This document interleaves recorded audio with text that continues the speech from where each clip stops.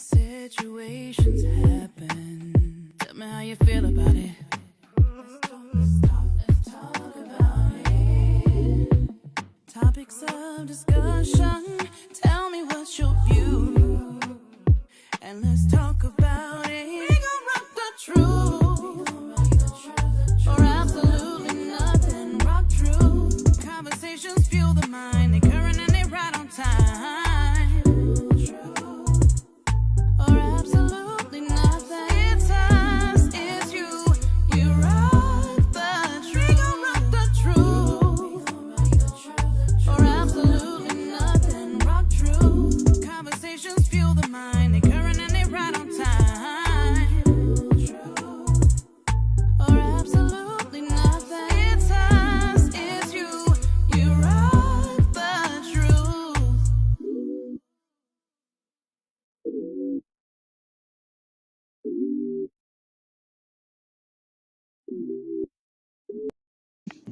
Granddad Royals, and welcome to Rock Truth Radio. I am one of your amazing hosts, SelenaKay. We got CKnight in the building. CKnight. We here, man, in transition, but we here, always present. Yes, sir. Yes, sir. Precinct. Yes, sir. Yes, sir. We thank you for joining us as we rock truth or absolutely nothing at all. We live in a society today where truth before your very eyes is consistently questioned, criticized, and altered to ideology of God's original intent for the kingdom Come on, and for sis. mankind. No, because I thought you almost like hit something. Like I'm over here cracking up to myself, and you made me stumble You and so fumble. goofy. I'm like, did he just run Why over would that the even be? dog? Why would that even be funny? I don't know. I You so horrible.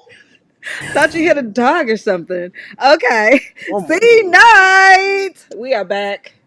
Another What week. up? 4 amazing D.A.G artists in the building.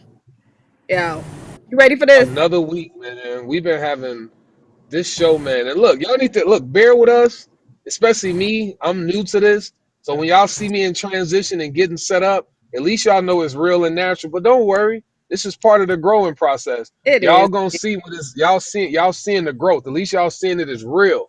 Yeah, It's yeah, yeah. real. Or rather, So it's in due true. time, we gonna it's true. We gonna be set up, we gonna be in place, and Yeah, everything gonna be great that's and it. grand. We're going to be recording from RockTrue Studios, brother. From the Come studio. on, say Yes, less. sir. Say Yes, sir. less. Uh-huh. All right, King. So let's go ahead and jump right on into you know what? I'm gonna play the D.A.G Awards video that'll give you a little bit of a second to kind of like set up a little. And then we'll Yep, I'm about jump to go. in. Yep. Yes, sir. We'll jump right on to the videos that you desire for us to bring some light to today, okay? All All right. right, Shout sister. out to yes, sir. Shout out to Miss Gina Gatson in the building with the D.A.G Awards. Yo, this is absolutely amazing. I believe she is celebrating 5 years as well this year with D.A.G. We celebrated, as you can see in the corner, our 5th year as well.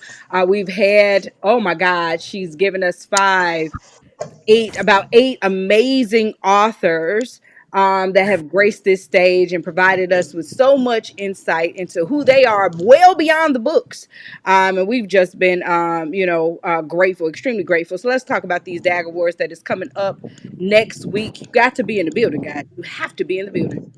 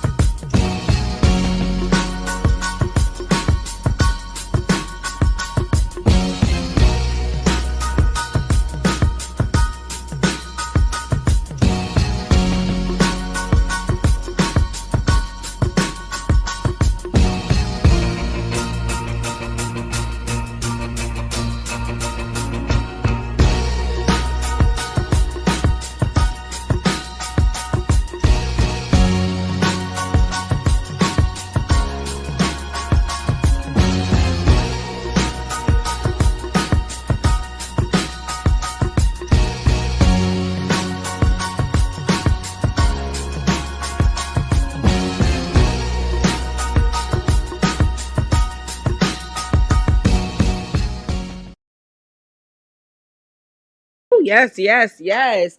Guys, you have to be in the building November 7th. These amazing authors that we are representing on this platform today, as well as the previous 2 weeks, they will be there as well. So you want to be there. Tickets are available. We'll play the ad one more time before we end the show. But definitely be in the building. King, you about settled? Yes, ma'am. We there. Okay, all right. Well, let's jump right on into video number one, video clip number one. If you can, for a second, set up the premise. This is the one regarding get a job. Why was this imperative for us Man, to talk about this week? so this is the thing. What's going on in the world right now is we got a lot of like oh, let me pull my realness powers Pull on, my it, pull realness it, pull power it. because I'm not about to do this scripted. You Okay. know, when I first heard about this whole Section 8 thing and I heard about the government talking about how they finna be cutting this and possibly shorten that, I Mm-hmm. was kind of like, man, this kind of like a trip, you know, it's kind of Yeah. like messed up hearing that this could happen. But then some things ran through my mind when I thought about in my past, my cousins that I grew up with. I'm gonna keep them nameless and how they used to be like, man, we finna get these stamps, we finna go to the store, we finna get this good food. And a piece of me used to be cool with it because I was able to buy stuff from them. But then it's just I started looking and thinking more and more about this system. And the older I got, the more I had to work, especially when I became an entrepreneur and started my own business. Mm-hmm. I started thinking of how it's kind of unfair in its own way. It's Mm-hmm. unfair for people that work hard and try to do the right thing, and we ain't getting no help. No. I ain't getting no assistance, and I pay taxes faithfully. I owe taxes, still paying taxes when you own a business. And why can't I get free this? Why can't I get free that? So I stumbled across a couple of videos, man, where people were talking about how some things can be a handicap to some people, and especially some things are warfare that Mm-hmm. are placed in front of us, especially the black community, quote unquote black, the Asiatic man, the Asiatic woman, they were put in front of us as stumbling blocks to keep us in a place that we don't even realize that we in. Yeah. So yeah. Okay, King. All right. What I need you to do though, from pull back a little bit from the camera, from the screen. Come up out of All that. right. Yep, I don't need that light behind you. Hold on. And I'm not sure exactly. I just set your vocal levels, but I'm getting some static behind you. I assured everybody else is muted, so it has to be you. But in the meantime, between time, we'll go ahead and play video number one. Okay, go ahead, get yourself set up.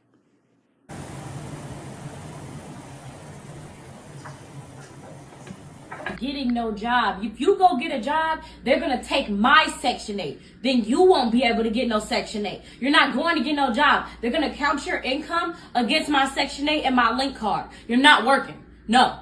So I don't care what you gotta say. I don't care how you feel. You're not working. You're not going to get a job. You're not going to school. You're not doing none of that shit. But ma, I'm saying how I'm supposed to be successful in life, ma. So you basically telling me I gotta be broke to be successful. I gotta be broke so I can get Section 8. You gotta be and so I broke can get so a link the card. government can help you. So the government can help me. So you telling me I can't work no job, bro? Like that's like all my friends got jobs and live in nice houses. So you telling me I got to go through the same thing you went through If you to have a don't house? do any of that, they're going to take my Section 8. How? And I'm Won't trying they to be tell like? you Won't that they you be? can go get yours at ease. You can go get They a will nice house. no. They will look at that and be like, he's doing something and give me a bigger house, ma. That's what you Where I'ma told go? me. Where I'm going to go? I Because I don't. don't have no job. I can get off your Section 8 and apply for my own Section 8. Okay, but if you do that, you're going to have to go the hard way. It's going to take a long So what? That's what I'm Wait a few saying. months, get on Section 8, find you a nice apartment, go get you a link card. You will be fine. You don't have to sit up and work. You don't have to work no job. The government is here to help us. Yeah, my lord, King. That they are. We see now, don't we? Do you want me to go right on into the second video for you, or you want to discuss? I'll I just said, give a quick little thing, just a quick one till we go into the next one. And that's the mindset I right already. there. It's what I was trying to come across with.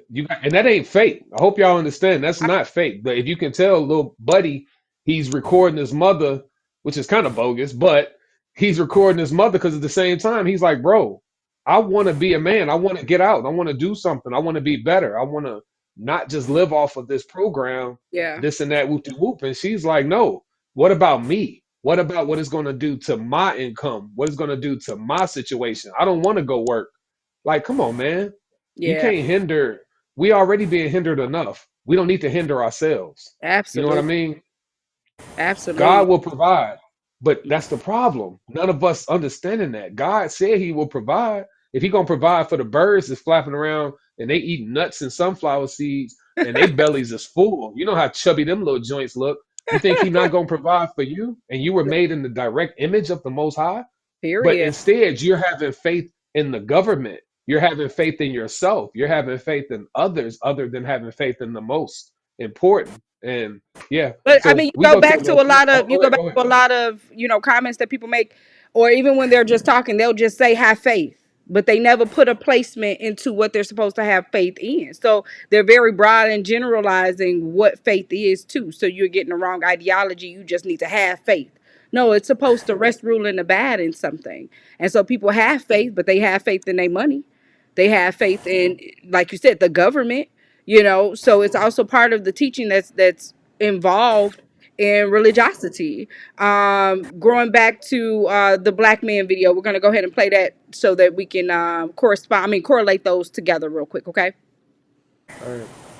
The white woman's liberation movement, we don't have anything to do with that. We have not been under the control of the black man for over 500 years, so what do we have to get liberated from them from? That's the white woman and her man. They're going through that, and that's their business. They only introduced it to break down the civil rights movement. Civil rights movement started with the black man, the black woman, and the black child standing together, trying to plead for freedom, justice, and equality, and more benefits in the country that they had to have built. They threw the white woman in there with the women's liberation movement and made it a woman against man thing. That created a big separation between black men and black women, because then everybody started going for self. Then they bring the welfare system in and tell us in order to feed and clothe and house our children, we have to give up our man. You have to put the man out of the house. Because they want to keep endorsing into the black community that the black man is no good and that he is not deserving of respect, he is not deserving of us letting him give us any protection or instruction, and that we are better than them. For it. Man, I was sitting here listening to that and I fell into a trance of like a prayer. It's crazy. And what it was I was thinking about growing up, how many of my friends and family that I didn't witness a father in the house, and he was always, I used to always wonder, like I grew up with my daddy and he was in the crib and my mama Yeah. was in the crib, so I was blessed with that. And I used to see these friends where they would have their fathers come by, bring some food, This is you amazing. know, they they couldn't stay by there. What was that? I'm not sure. Go ahead, you keep growing. I'll Oh, figure that out. but Yeah. the fathers couldn't stay by there because they would ruin the possibility of the government assistance. It reminded me of the movie Claudine. You ever seen that movie with I James remember Earl Jones? Claudine. Yeah, I remember Claudine. And think about this, bro. She hid James Earl Jones in the closet when the Mhm. inspectors came by, and he was as a man, he felt his manhood drop. He was like, man, forget that. Yeah, no, what's up? I'm here. And they was like, oh, we're gonna have to do something about this now. We're gonna have to change the things. That's fear, bro. You living in fear. And then it made me think about what she was saying about the movement. So let me explain that to people that maybe didn't catch it. Come We on. had a civil rights movement, and it was brothers and sisters, men and women together. We were speaking for equality. We was out there walking, marching, demanding equality for the unit, for the man and the woman. Then they come with the civil rights movement. I mean, they come with the women liberation movement, which separated the two. It separated the what do you call it? The godly union, which Yeah. people didn't realize it, but it was separating and dividing that. And then the women's liberation movement had its own steam, and it was like separating them from the original cause at hand. Go pay attention to the Jews. Go pay attention to the Latinos. Yeah. Go pay attention to all of those other races and look at their movements. They're not divided. You don't see a Jewish women liberation movement. It's a liberation movement for the Jewish people. You Yes. don't see a division overseas when you go to Russia or you go to those other countries. You don't see the women now. I'm not trying to come off as a feminine. What do you call it? What do you call that? Um, Anti-feminist? It's like anti-feminist, but no, it's a word they have. It's not. It's Anyway, you get what I'm saying. Yeah. So my point is I'm not trying to come off like that, but I'm just trying to let people understand that there is a deeper hidden meaning when they take the dads out of the household. You can now infiltrate the homes, and Yeah. that's just all I'm saying. And a lot of this stuff is taking place.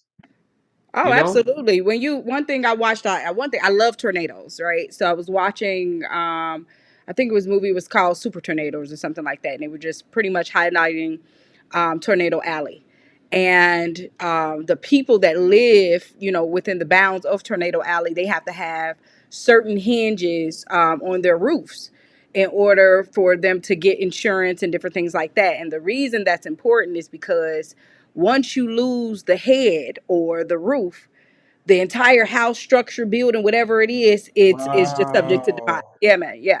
And so it's the same thing. Like when they're cutting the heads off of the the body, you're covering, cutting the removing man, the you're covering. yep, you're getting rid of the covering. The women and children, it's a wrap for us. You know what I mean? And a lot of the times when you do not have a king, a man, strong black man in the home, you have the women and the children subject to abnormal usage or abuse.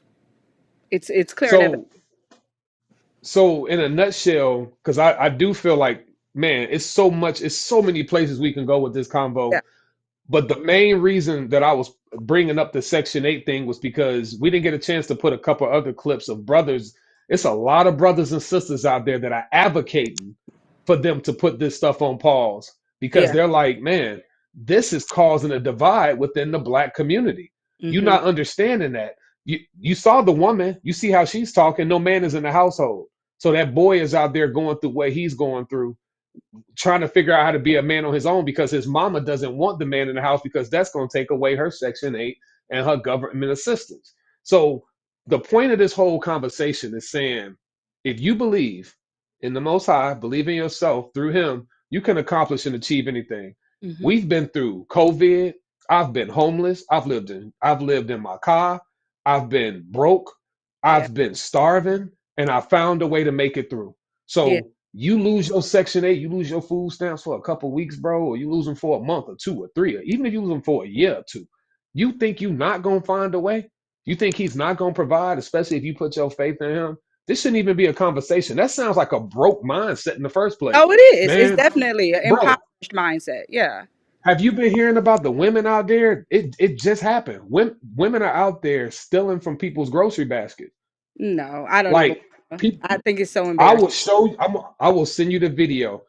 People pushing their buggies, and men are making videos saying to their wives, "Hey, carry this stun gun, carry this gun," because women are making videos saying, "I'm gonna put on my boots and my helmet, and I'm running in these stores, and I'm getting what I can," and it's happening because they I don't want to get a job. I would hope not. I think that it's just giving black Panic. people yet another misrepresentation of who we are. We even poor, we were never this. You know what I mean? We were never this. We Nope. had class, we had dignity. We still do. Let me rephrase. We still do. This isn't it's a small majority of people that are like this minded, right? This is not a vast majority. And so because of that, they make it appear as if this is the mindset of all black people. And it's not. One thing about it is if you need help, you need help. That's one thing. But when you don't need help, you're taking advantage, full advantage of a system, and it's leading to, here we grow again, abnormal usage of a system that's there, that's supposed to be there to help you in your time of need. Everybody, the most important thing on the airplane is to put the oxygen mask on yourself. Don't go looking to put it on First. other people. Yep. It's imperative that you Yep. put it on for yourself, because after that, that's when you discover who really needs the help.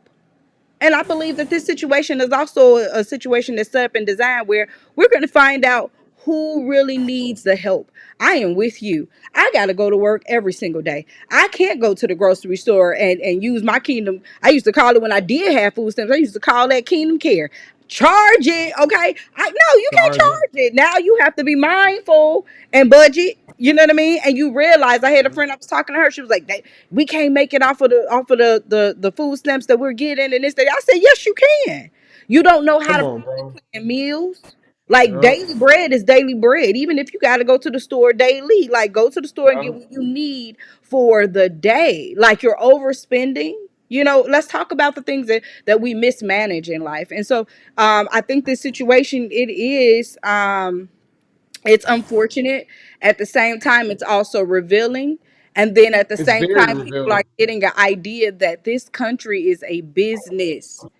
Business. This is not personal. Listen, This is a listen. business. Yes, Kim.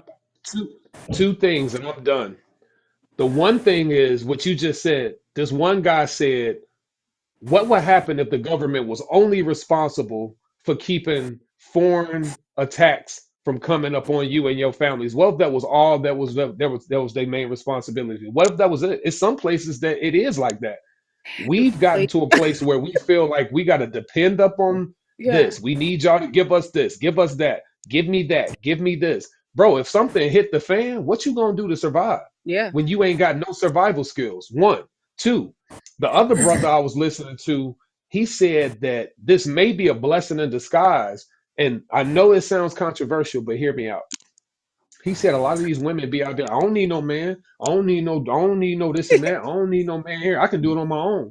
Yeah, take that Section 8 and them food stamps out your pockets, and let's see what you do then. Let's see how much you need something.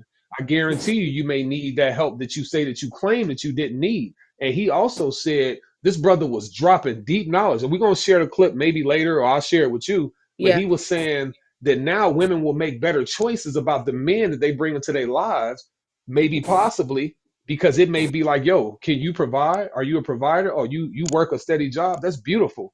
Now let me get with you instead of just getting with Ray Ray because he's slinging something to you that pleases you, and that he ain't got no job. He borrowing your car, Jody from Baby Boy. He ain't Mm, got nothing to help you provide with, nothing to help you to help you with besides pleasing you. But you like, I'm cool with that because I can eat. I have a place to stay because I have government assistance. What if you didn't have all that? You ain't finna just be laying up with no dude. I hope you ain't just finna be laying up with no dude that can't do nothing for you. You feel me? I do. It's On just the other end, I have to come back with it. At the end of every single day, Adam was given the assignment. And so the choices are, as women, we ain't choosing and picking.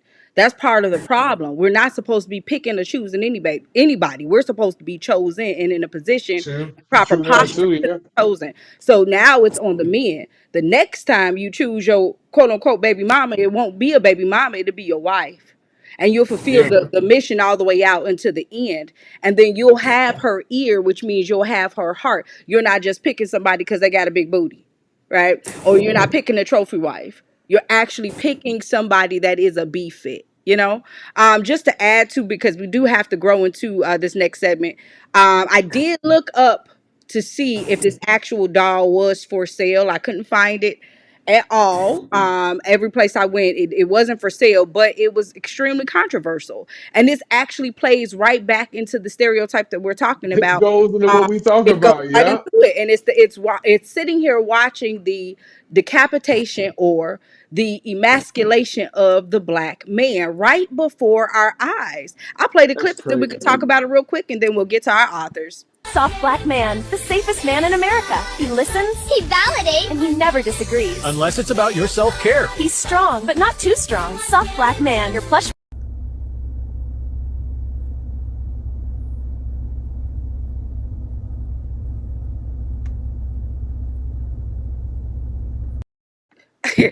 I'm still sitting over here in anger. You can grow first.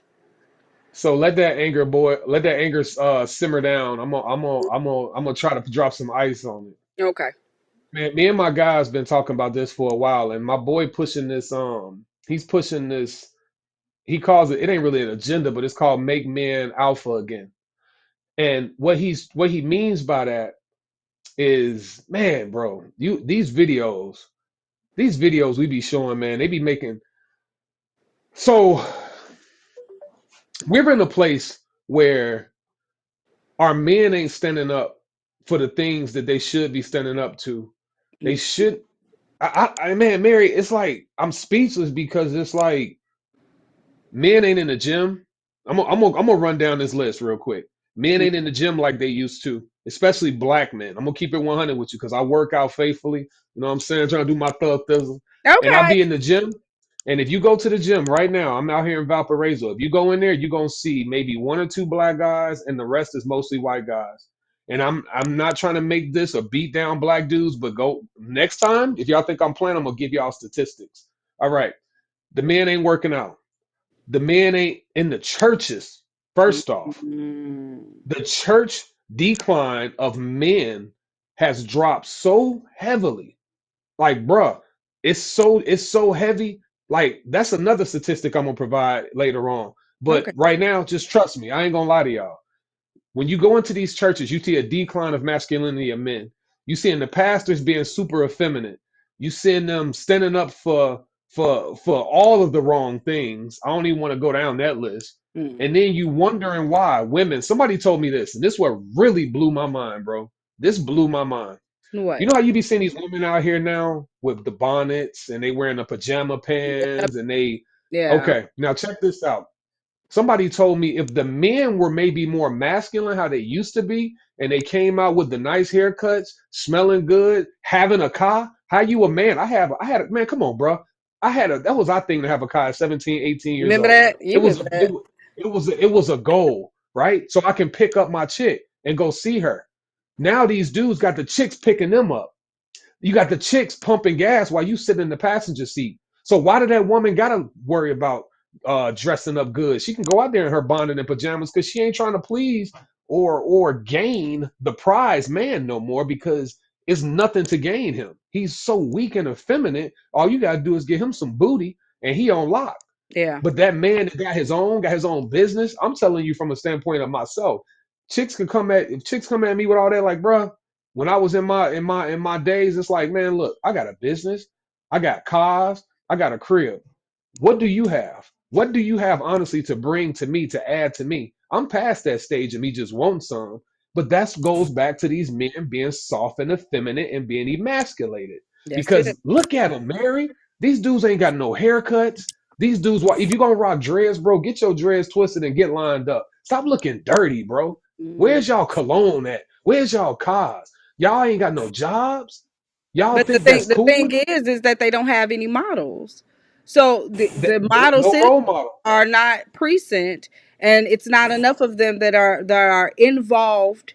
Walking them along the way, not just saying we put money into some programs and then you're here and patting you on the back. No, I'm talking about you're actually in it, staying with these children until they grow up and develop properly, whether they're your child or not.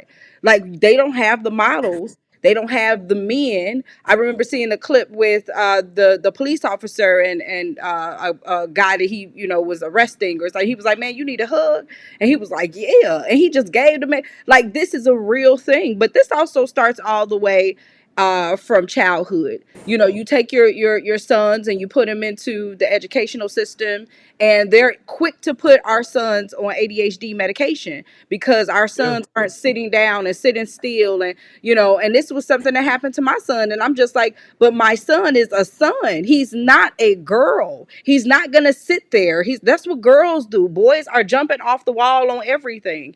This is what men do. And so it's like putting them in the proper environments or having the proper expectation for a male child, right? Instead of doping them up with medication so that they can behave the way that you desire them to behave. That clip, I mean, that is clear.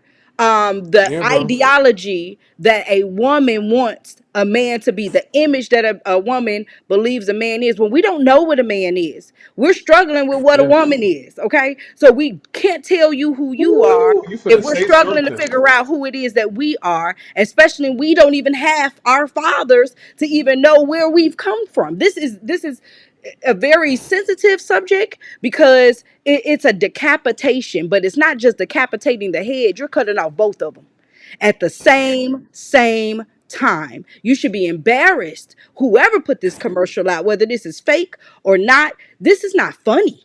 And then on top of that, y'all didn't use a white figure for this. You used my king. You used our brothers. Why y'all keep doing us like that? And why do we still stand for it and allow for it? I just like I was on the show the other day, and I'll say it today. will the real king stand up? Adam, where art thou? It's the same question that God had been asking in the fall. I mean, before the fall, he's asking again. Where are you? Where y'all Can I at? hit you with that? Can I hit you with that famous Mary counterpunch? Because you Okay, go taught me ahead. Yeah, gotta go that to the I stick. feel you, but I love when you do this. Now why? But it ain't I love it because it gives people something to think about. It ain't a negative thing. Watch this though. Yeah, I feel you, but watch this. yeah. You know who your ultimate role model is? Who is that, King? The most high. Yeah, So all those men that say they don't have a role model, the man I just met this weekend, Marcus Rogers, he yeah. don't know his father. Yep. Go look at what that man doing now. He's a Chairman husband. Fred. Chairman Fred. Yep. He Junior. run. Come on. Yep. Yep. He runs his own congregation. He has a wife.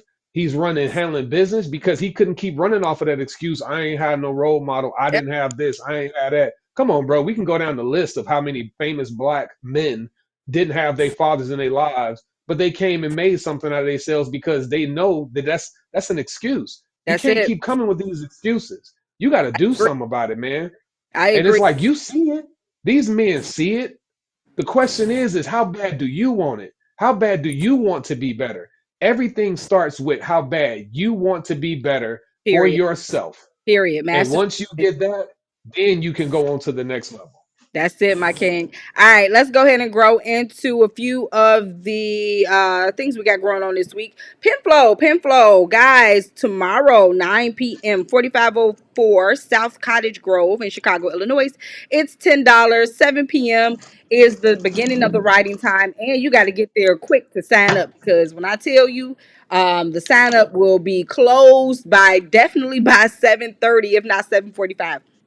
So you That want to mug be get there, moving. don't it? Listen, and this is the dopest spot in the Chicago area, Bronzeville, what they're also calling or referencing Black Wall Street because of all of the black-owned businesses in that area. Yo, this is a dope place to be on a Wednesday evening. And it's also a little bit of a private place for recreators, man. It was so dope the last time we went. And then upcoming, celebrating the Spurgeon, Jake Winters, Hampton House. They're going to be doing another pen flow on Friday, November 14th. They are also having honorees. The Spurgeon Jake Winters family will also be in the building. They're celebrating his birthday as well as his assassination. The event costs $15.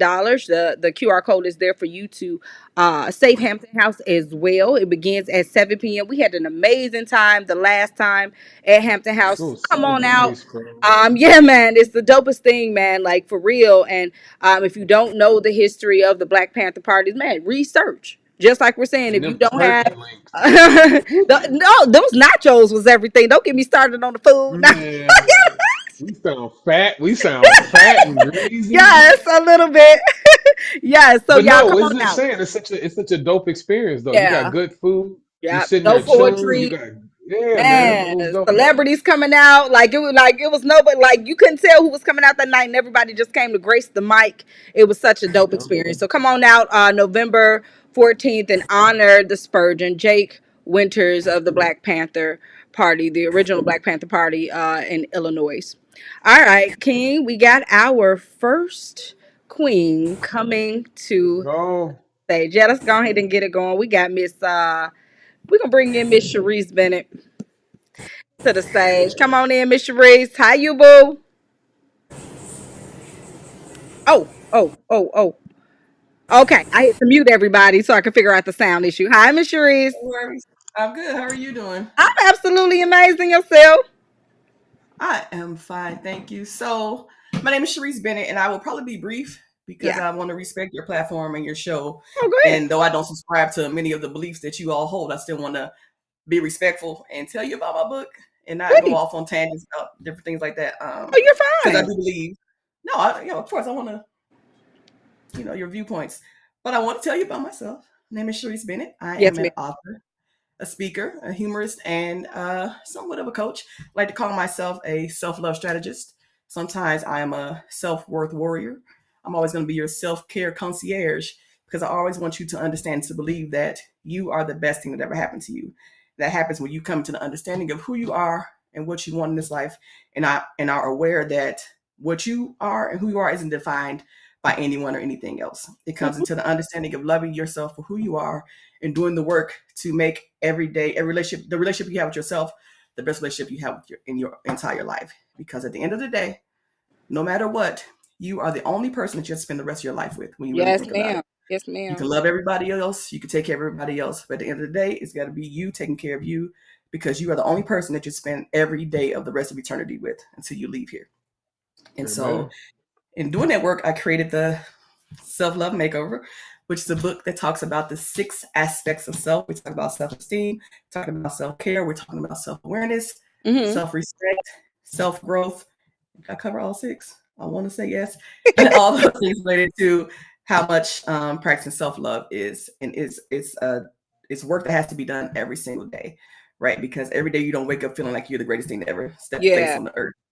And sometimes you have to do the work to figure out what it is that's holding you back. Sometimes you have to put boundaries in place. Sometimes you have to say no to protect your peace, to protect your inner being from being abused in any way. I like to think of self love as a form of protection. It protects you from people who set out to harm you, right? Yeah. There's been many clips I've seen across TikTok of different men talking about, well, it's getting cold outside. Let me tell you how you get in somebody's house. You find a plus size woman in a store that's got a good job, tell her she look good, and then you love bomb her. Then she can stay with you can stay with her for the while it's cold outside. You can be gone. But if you're already practicing self love and you love bomb yourself consistently, constantly, can't Yeah. nobody's dusty son convince you to let them in your Teach, house when you queen. already Teach. practice self love for yourself daily. So that's what I Mhm. mean by self love being a practice of protection. And so I work with high achieving women who present confidence but struggle with their self esteem or their self worth because they're doing everything for everybody else. And we talk about how you unlearn some of those old behaviors, have you break some of those limiting beliefs so that you can actually feel the way you're supposed to feel about yourself. And so that's the whole goal of the self love, of the Best Me Ever movement, and the self love makeover that's right Yes, here. ma'am. How did you get involved with the D.A.G Awards? So I was contacted by actually a D.A.G ambassador, Shana, who you're going to talk to probably next, I think. She introduced me to the platform, and I saw the opportunity, and my books were accepted. I actually have 2 books that were accepted between the Self Love Makeover. I also have my workout journal. It's a long title, but it's Dear Baby Jesus, Weight Loss Wishes, Workout Woes, and Words of Worship to Our Wee Water Walker. And Oh, so I submitted both, and they were accepted. And so the event is Friday night, and I cannot wait to see what happens. I'm very excited about that. yes, ma'am. Yes, ma'am. Wow. Thank you for sharing. I love that. CKnight, grow for it. Now I'll come back off you. My biggest question is like with anything, what is something that propelled you to push towards this direction? What was it? Yeah. So I can remember so I'm 48 now, right? I can remember being in my mid 30s. I had went to school, I got the degrees, and I was at this point where I was like, I'm not married, I don't have children. Like, did I fail somewhere? Because I can remember an older male cousin telling me, like, you don't want to be yeah, you fun having fun now. You in your 20s, you traveling, you seeing the world, but you don't want to be 32 and not have no man and no kids. And that stuck with me. And so I got to this point where I'm 35, 36, like, wait, did I not do something right? But I had to go on this journey to figure out, like, did I ever say I wanted that? Who said I wanted a husband and kids? Like, who said I wasn't okay with just being myself and living the life that I lived? And so it took a moment of coming to understanding that what you believe or what society says your life should be is not necessarily what you believe your life should be. And when Yeah. you do the work to figure out what that actually is, then you can step up and say, you know what? I am my biggest fan. Like, you can say what you want to about me, but if I believe in my own truth and I stand up in that, then the world's my oyster. Then I was able to stand up and go off and do these things and start a business and write books and speak on different stages and travel to different places and have people come out to hear what I had to say, because I had to shake off what somebody else told me I would be or couldn't be and believe fully in what I was called to be. That's And it. that's how it started. Yeah. Yeah, yeah, yeah, yeah. Um, I agree. I think mastering singleness, that's what we reference here at Rock Truth. Getting a degree in yourself. Like that's where it starts. Like, you sweep around your own front door.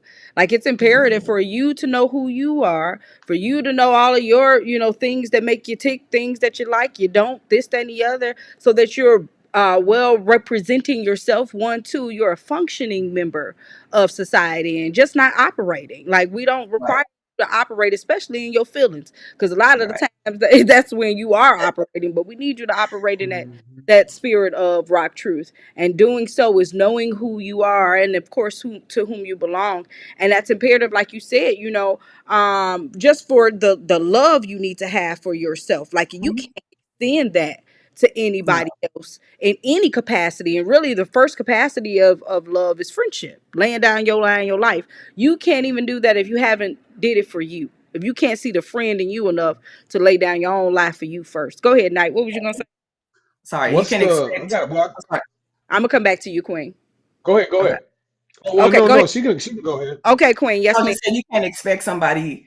You can't expect to everybody to pour something into you, or you pour into everybody else and have nothing left for yourself. Yep. And that's one of the biggest things that I see so many people do that I've talked to, that like, oh, I can't speak well of myself because that belongs to a higher power. But if you follow the line of thinking where the higher power created you and everything he created is great, then doesn't that make you great by default? Like, so how Hello. can you not say I am wonderful too? Like, I am my biggest fan. I'm worthy of being celebrated simply because I exist. If I never do anything else in this world, if I never make another $1 million, if I never create another book, I am still worthy because I exist.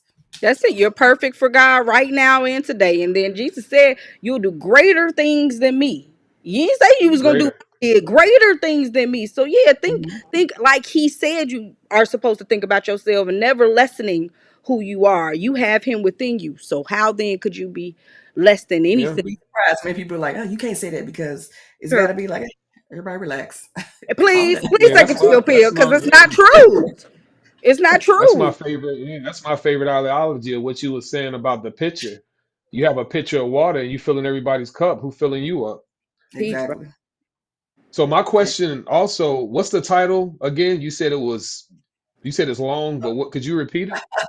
Yes, it's, you can see it, Dear Baby Jesus, weight loss wishes, workout woes, and words of worship to our wee water walker. So it's a 12-week journal. Each week starts out with a humorous prayer to baby Jesus, because at the time when I wrote this, he was my favorite Jesus, and my favorite version of Jesus. So it's a weekly prayer with reflection pages, pages for your workout routine, pages for your meal planning, and just journaling pages to get your thoughts out as you're going through this process of taking care of It's yourself. beautiful.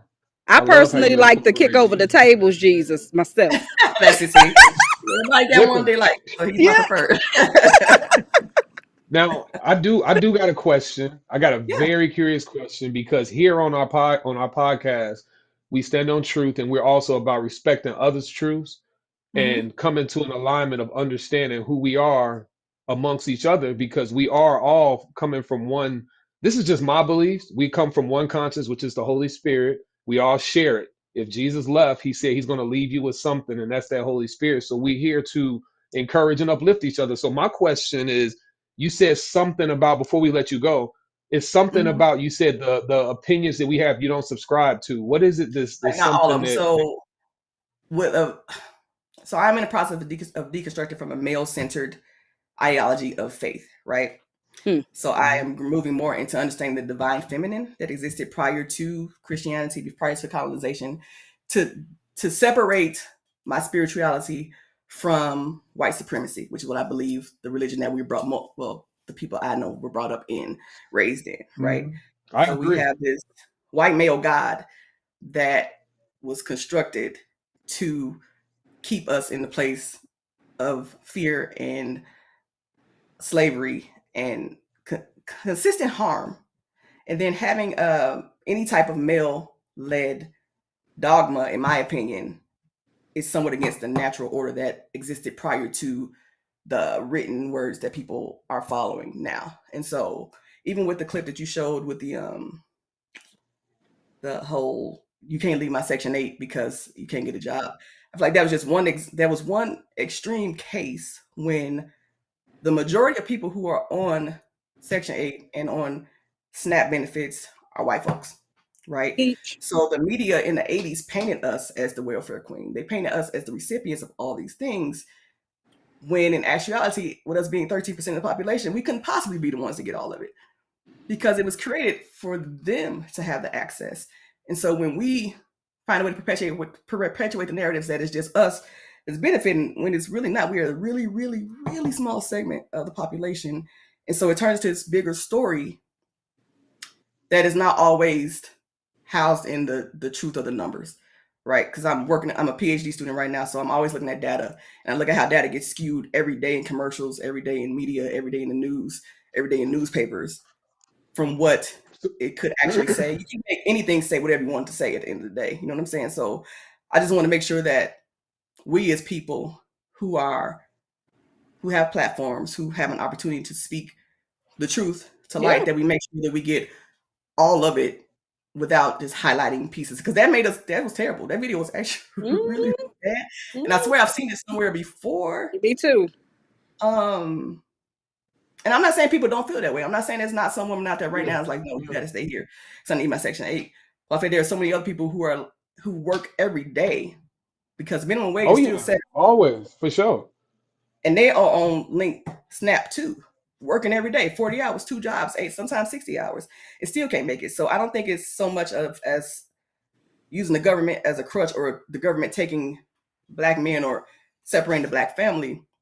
The government was created for us to not succeed anyway, right? So if it was succeed, it was created for us to not have nothing, because we were three-fifths of a person when this whole thing was constructed. So we were never the ideal person to receive any of this. And so the fact that we do receive it, we found ways to receive it, is great. But I don't want us to be the picture of that's just who gets it. And it's really, it was never for us. We just got in through a Mhm. back door some kind of way. And then when you think about all the people who are making videos right now saying, "Oh, I regret my vote," you thought it was just gonna be us suffering. No, that's y'all stuff. It's not Yeah, just it's us. everybody. That's y'all Mhm. stuff. So So I just one want thing to. I I don't will. want to. Oh, okay, go ahead. Mhm. I'm sorry. I don't want to be like, that ain't right. But I just want to make sure we take a broader stroke when we're talking about these things, because it Well, impacts you so many know, people in different ways. one thing in all respect, what we do here, we try our best. We ain't perfect, but we try our best to rock on truth and Not stand on it. Mhm. best. Not Yeah. best. God didn't ask us for What our we best of do, we anything. rock on it. We Yeah. doing it. We We doing have it. original points of So reference. So go ahead. yeah. So No. the statistic I saw, and maybe you're right. Maybe they mixing stuff because the statistic I saw that said 63%. It says 63. If I'm trying to remember the exact one, I should have wrote it down, but it was like a 63 percentile was like black women that was Mhm. on this EBT and snaps in Section 8 situation. Now, 63% granted, of only black women, or 63% of the whole population? Yeah, I gotta, I I don't gotta I go. I don't gotta, subscribe to that. yeah. I'm gonna come back to it and find it. But one thing I can say is my truth of what I saw growing up. I had cousins, and I could name hundreds of instances, and I'm not Mhm. exaggerating, where they were selling stamps. My cousin used to, man, I'm having lobster tonight. We having this, we having that. So this is what I saw. And this was in my direct circle in my community. That doesn't mean that it's right for everybody, but then my cousin, he had that in his circle. Then my other best friend, he had that in his circle, and these were in black communities. So this is what we saw. You know what I mean? Mhm. Like I wasn't around white people with EBT. I wasn't around white people with Section 8, and not saying that they don't take up the large percentile, because they are the larger population. But what I saw, based on what I saw in my life, was that. Mhm. And we're not trying to break down nobody. We're not trying to tear down our people. That's the last thing we want to do. But they even made a rap song. I don't know if y'all remember, they made a rap song where the dude was talking about his EBT and his food stamps, and the chick was like, getting my food stamps, and they made a mockery of it. And it's millions and millions of people getting it. I mean, millions and millions of people viewing that music video. So yeah, you're right. It's not to point and say it's all us. Yeah, It's not all us. but I just want to make Yeah, sure. we're definitely talking about us today because we're part of that community. But I'm with you. I work in social services, so I know that a vast majority of the people that are involved in the DCS services are white people. They are not black people, and they want to paint a picture as if it is black people just totally immersed in these. No, no, no, no. Lake County is just so happen to be majority black. You get down to Marion County, you have the majority of the black people there. But the rest of these counties that we're servicing, those are just sis. two of the. I mean, I don't even know how many, because I know my counseling firm, we do at least over 10 counties, right? That's just Mhm. two. So the rest of these counties are white people, and they're receiving these services, and they act like and don't highlight them as those Yeah. also taking full advantage of the system as well. Yeah, I've seen plenty In of their videos Kentucky, where I don't want to work. I get my food stamps. I'm not going to work. That's the white women. yeah, It's So white that's I women. just want to make sure, Kentucky, and I understand that that's what you've seen and what you grew up in, sir. But I just mhm. want to make sure that The with the point is numbers, highlighted. Yeah. like make sure, like Oh I yeah, promise. Ain't. Yeah, and truth is there, and I get, your truth, our truth. No, but there is the truth, and that's what we Yeah. want to get to. And I'm with you on that.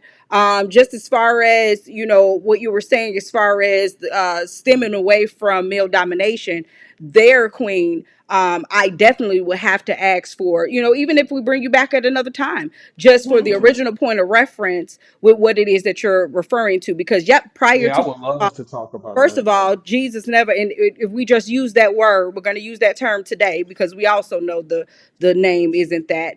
But we'll say Jesus. He never called us Christians. That was that the Christians were identified for persecution. He never said that we were Christians. There was Right. religious organizations already happening in his time, and that's the reason why he said, "Upon this rock I'll found my church." Right? Because Right. what they got going on and what I put in place and was never supposed to put in place. And even when you read the Bible, you're just watching post fall how far we have gotten away from God and his original order. But at the end of the day, he did make Adam first. From Adam, he brought Eve to, and this is the reason why he brought Eve. Adam was all one. And so, in order to get everything that he placed within Adam out of Adam, he needed Eve as incubator to do so. And so, we are very important to the body. The man is the head, the Your light. woman is the neck. The man cannot turn around. He doesn't have flexibility. He can't even move without the woman. So, we both need each other, but order is always in that kingdom. And I would always reference you to truth, which is Genesis. Whether you believe in the Bible or not, just test the theory for yourself. Look Yeah, at nature. You know what I mean? And I'm not just saying that to you. I'm saying that to anybody watching. Nature is reflective of truth. Nature is reflective of order. Everything has it. And so we cannot operate neck above head because neck above head looks like a deformity.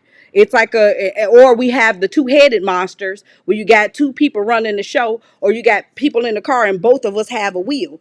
We're going to crash. Something's going to Mhm. happen. So somebody has to take the lead. And there's nothing wrong with the man taking the lead. It's having men abuse the position or not even knowing how to lead properly, which is the issue. And this is what brings about this ideology of there is male domination because you're abusing your power.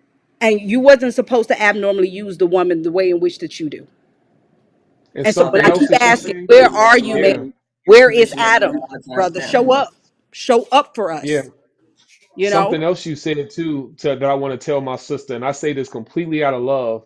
I have so many conversations with a lot of believers that have um it's almost like this white God. I keep hearing this white God, um, like it's like Ideology. a rhetoric.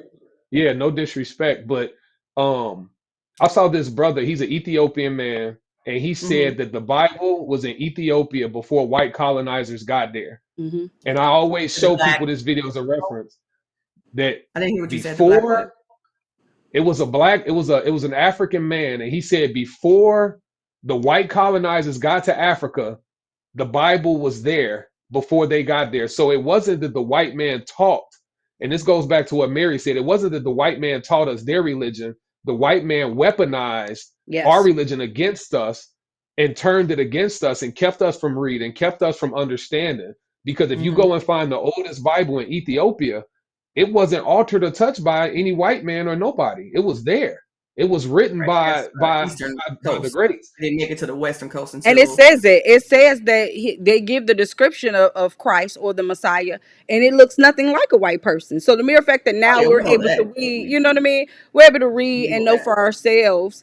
But I do understand what you're saying too, because I we're definitely do. the Yeah, wrong information. And I'm grateful that you were, open enough to share it with us because we don't need to I have love it. the same ideologies on here. We have to have another perspective. Why not? Hmm. Yes, Like ma'am. this is the way that we're able to work it out amongst each other and with ourselves, and then show just because we have a place or area where we don't agree, what does that mean? We can't go get something to eat afterwards? Yeah. Child, we And go still see want a to go dream see girl. We Dream can still do Girls, that. right? We still I'm going to see want to bring Dream Girls next year. her. Okay, listen, like, but that's what this is for, and that's what the platform is for. So I thank you so My much for sister, she got me sharing. Yes, one. I She got want. me Yeah. want to talk, boy. She Yeah, got I me know, and open. you can't. I'm Yes, a, we I gotta bring wanna, them back. I wanna, I wanna leave her with one more thing before I go. This is Okay, quick and simple and short and quick. okay. I thank you. I thank you, my sister, Me too. for the civil conversation that you Yeah, gave us. Because as a man, and this goes back to this manly thing, we cannot, as a man, it's hard for me to have conversations, whether it women it be women or men, without emotions and feelings and people Yeah. snapping and getting argumentative and defensive. You were so kind and classy intelligent and and classy. polite and classy with your response. And that's how conversations are supposed to They be. are. It's not about me being right or you being wrong. It's Yep. us talking to each other and having a conversation, Yep. making the Yeah, and I'm not gonna conversation come to your go, house and holler you at you. know? That's not. I ain't coming to your house and argue with you. I don't do that. Come though, Now, come come bring it. over If you here, want to yell at us, get you us. got it. But Right, Queen. Where can we find you? Oh, thank you. Where can we find you, girl?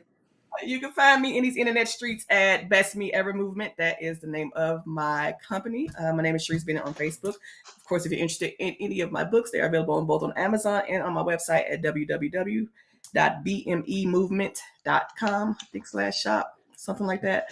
But yeah, I'm all about practicing self-love. And if you can see my posters, I truly believe that you are the best thing that ever happened to you and that no one is better equipped to become the best ever version of you than you. You just have to do the work to make it happen. Teach Queen, teach Queen. Thank you Amen, so much for sister. blessing us. You have an amazing day. You I too. wish Take you the care. best. Shalom, my Yes, sister. ma'am. Shalom. We'll bring you back, girl.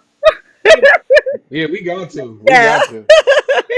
Oh man, I loved it. I loved it. I hate when I do that. I always like forget to go to the next scene before I pull people out. All right, King. Okay, so we gotta bring in the next person. Lord, that was just an Let's go. amazing. I Let's keep love it that. I love flowing. Yeah, that. keep Yes, it sir. flowing. Let's go ahead and bring in Queen. Do, do, do, do, do, do, do, do, do. Am I Shana low? Do coming I in. need to lift this up? No, you look the same retarded way you always look. No, I'm joking. Ooh. Come on in, Miss Shina. Hi, boo. Hey y'all, how are Hi, you? how are you? I'm What good. Thanks for up? having me. Yes, ma'am. Yes, ma'am. Tell us about your book. Tell us about your involvement with D.A.G as well and where you're from. Yeah, so I'm from the South Side of Chicago.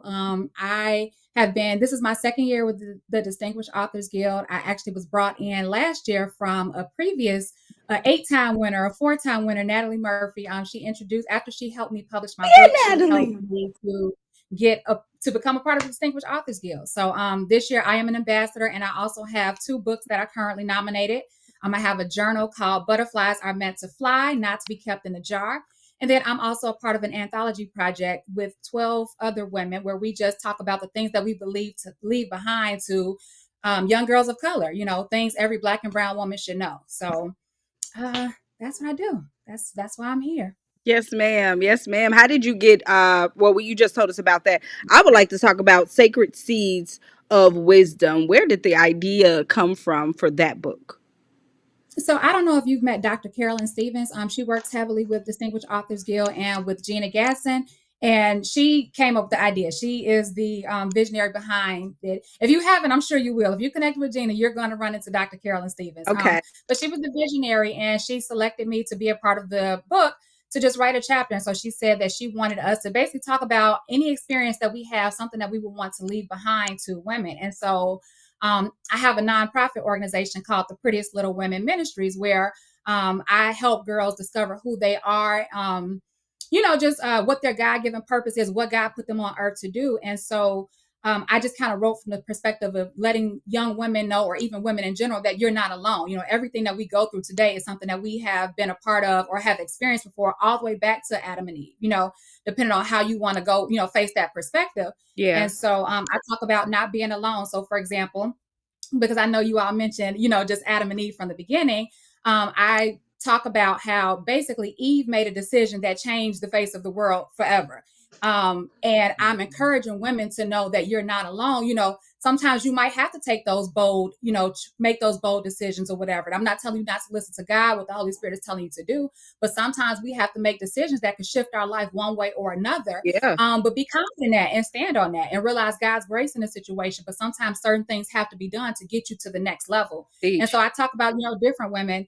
in the Bible. I am a believer. I do believe in Christ. I have been watching the show. It was an interesting topic. I will say that.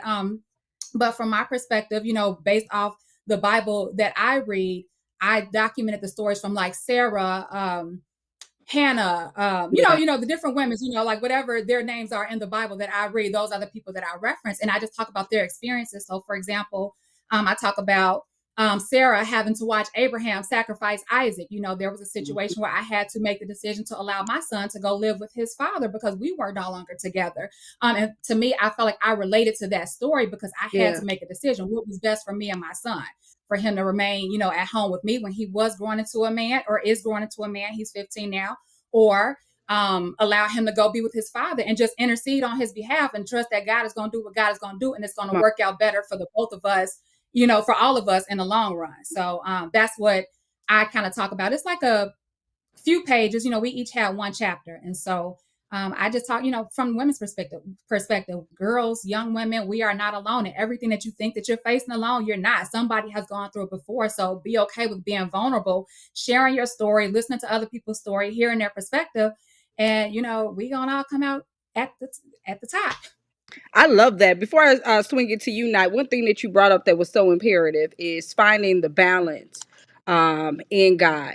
And I say that because one thing that we do not mention a lot of when we're reading the Bible is that God is the God of good and evil.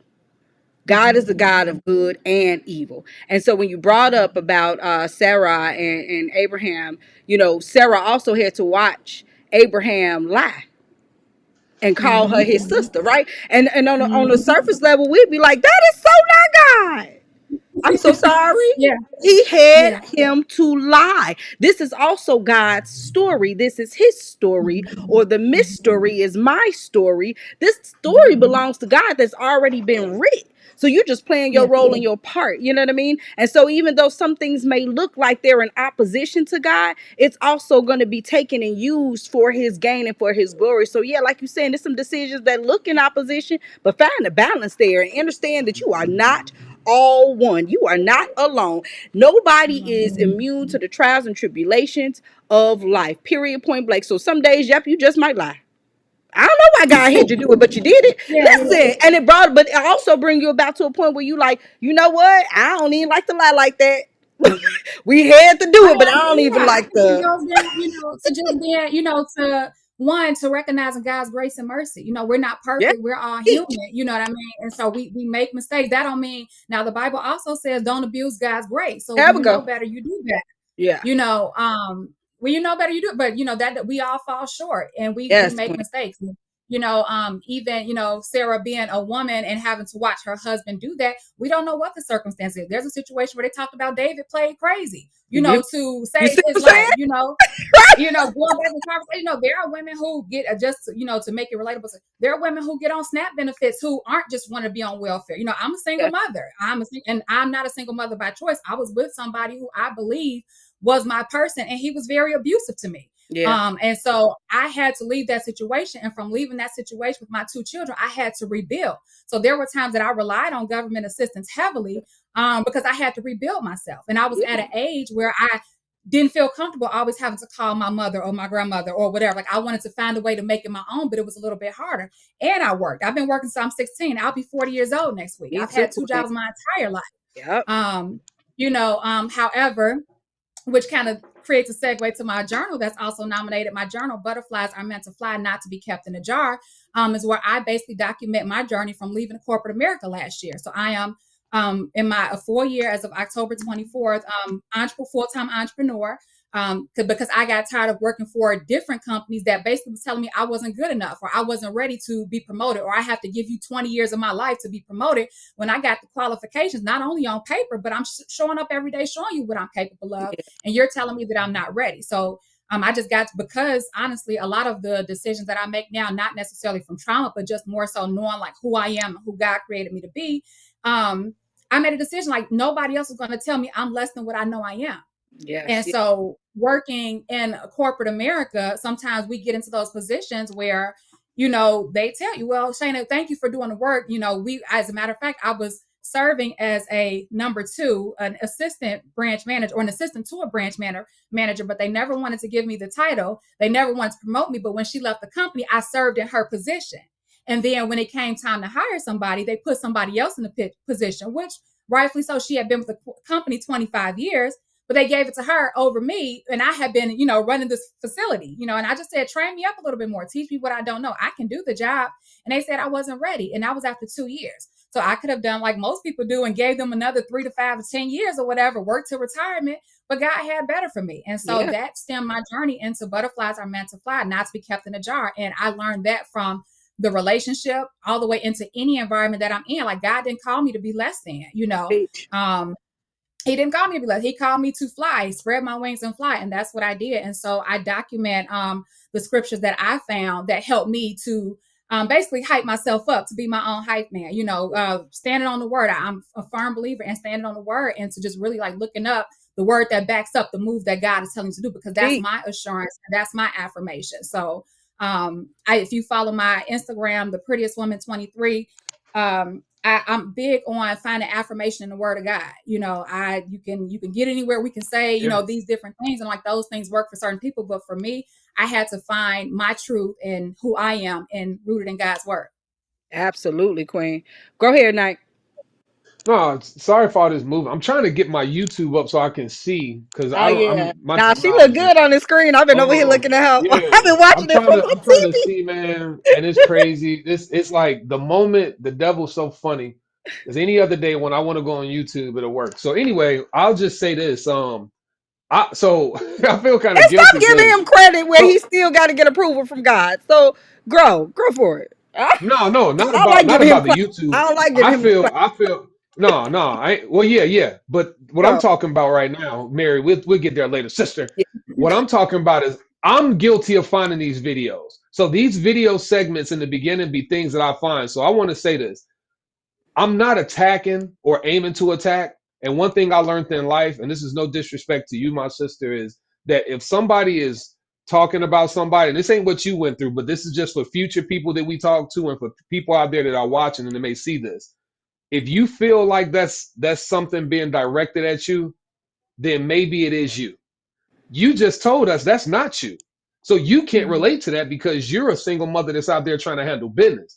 This Section 8 thing isn't about bashing people that's on Section 8 or food stamps. It's about bashing the ones that are misusing and making us look bad. One bad apple ruined the bunch, because here you go with a sister like yourself.